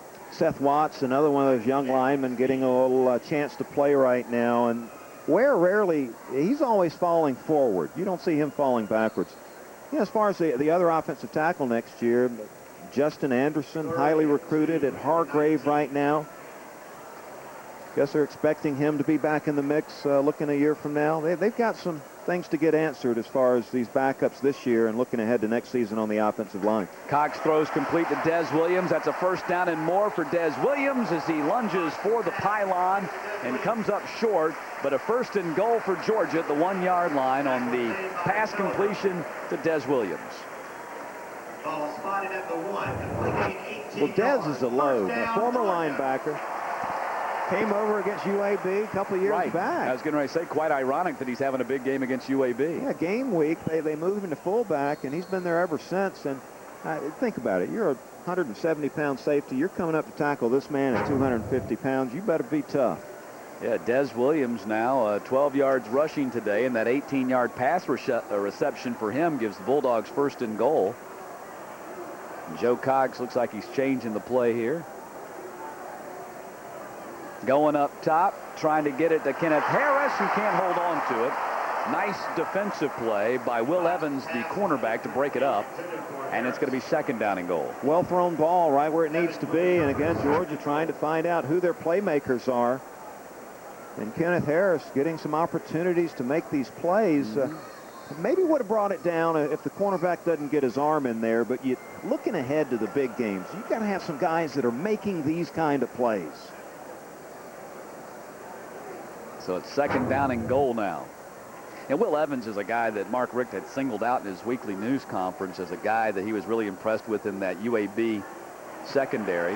Handoff goes to Des Williams. No Brandon Sutherland. I can get the fullback correct. And he scores the touchdown. So Brandon Sutherland slips in there and gets the touchdown. It's 33-0 Georgia. Piling on here in the 4th quarter, and Joe Cox comes in, leads a touchdown drive. I thought he looked good. And this is just power football, smash mouth football right here. Let's hand it to our 250-pound fullback and go straight ahead. And Brandon Katu puts it through. 4:24 to play in the ball game, and Georgia has a 34-0 lead at Sanford Stadium.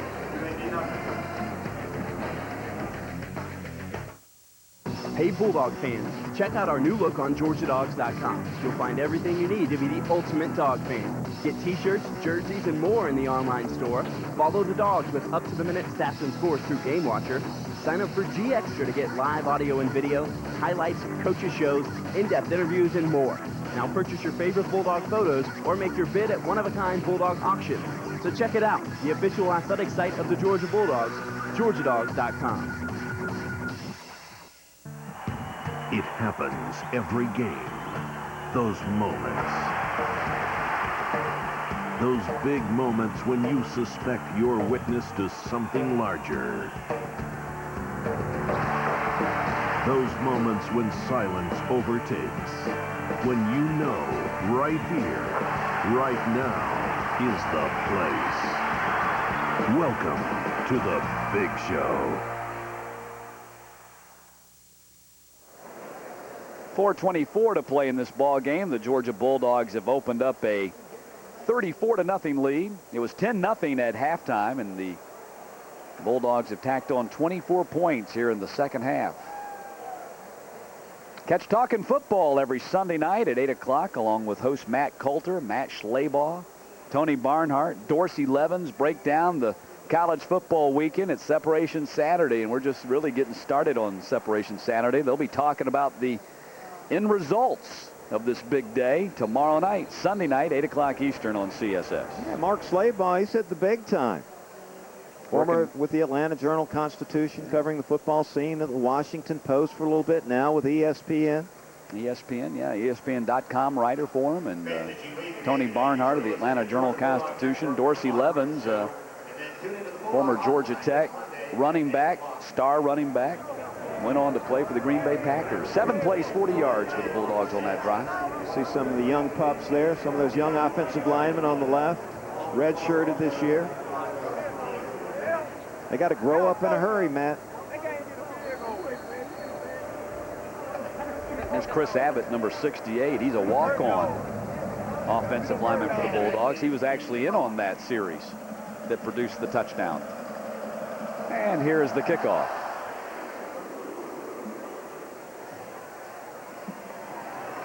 That's Marcellus Elliott this time on the return, and Elliott gets it up to the 28-yard line, and that's where UAB will put it in play with 4:13 left in this ball game. And it looks like Blake Barnes is also warming up. He might get some action here for the Bulldogs before the day is done. That would be his first action of the season. He had a solid camp. Was in the mix there for a little bit. But tough decisions had to be made. And from what I'm hearing, he's handled it very well. You know, sometimes you just have to wait on your opportunity and take advantage of it when it comes. So Chris Williams out there at quarterback for UAB again.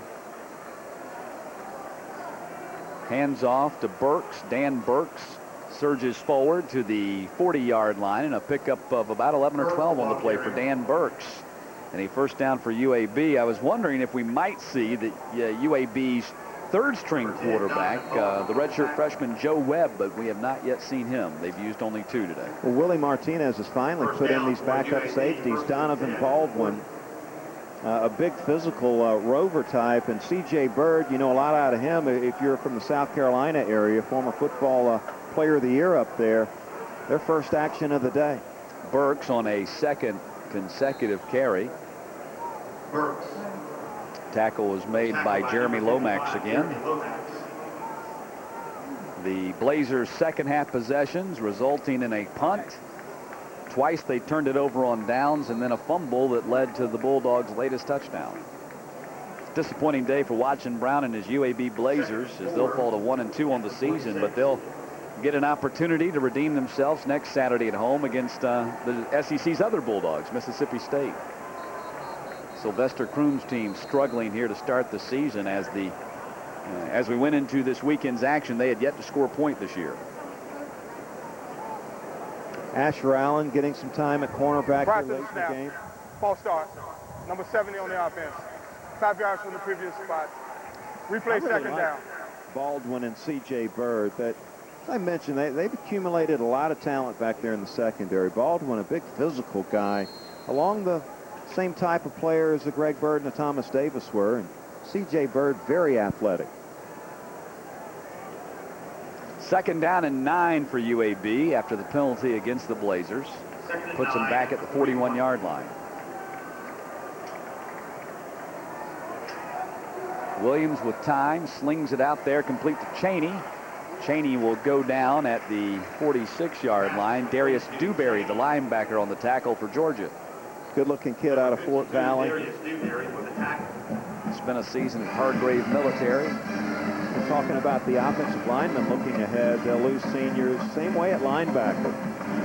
He's got a chance to be a big-time player next year in the mix. Dewberry does, with the 3 seniors moving on. 3rd down.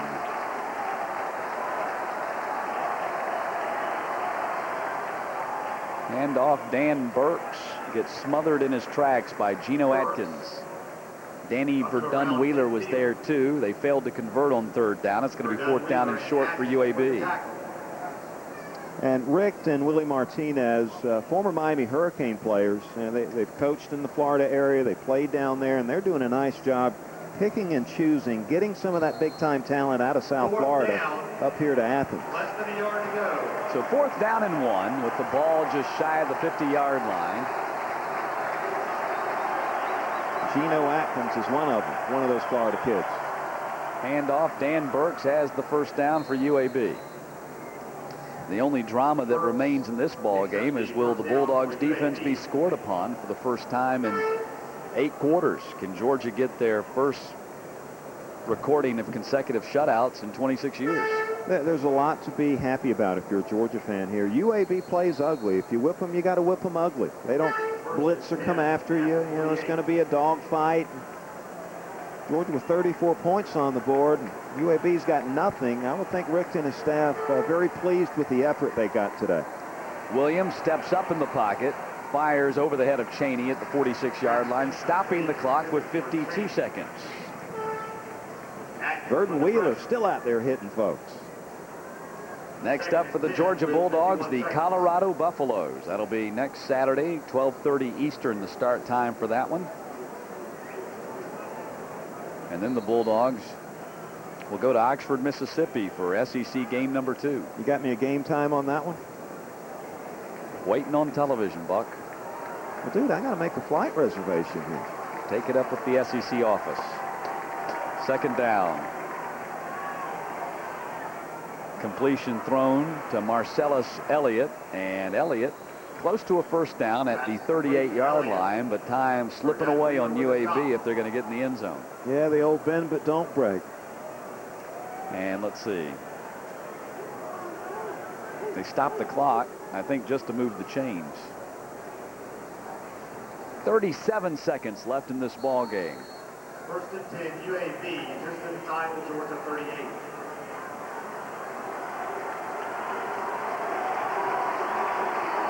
Clock running again. Georgia's about to be 3-0 officially.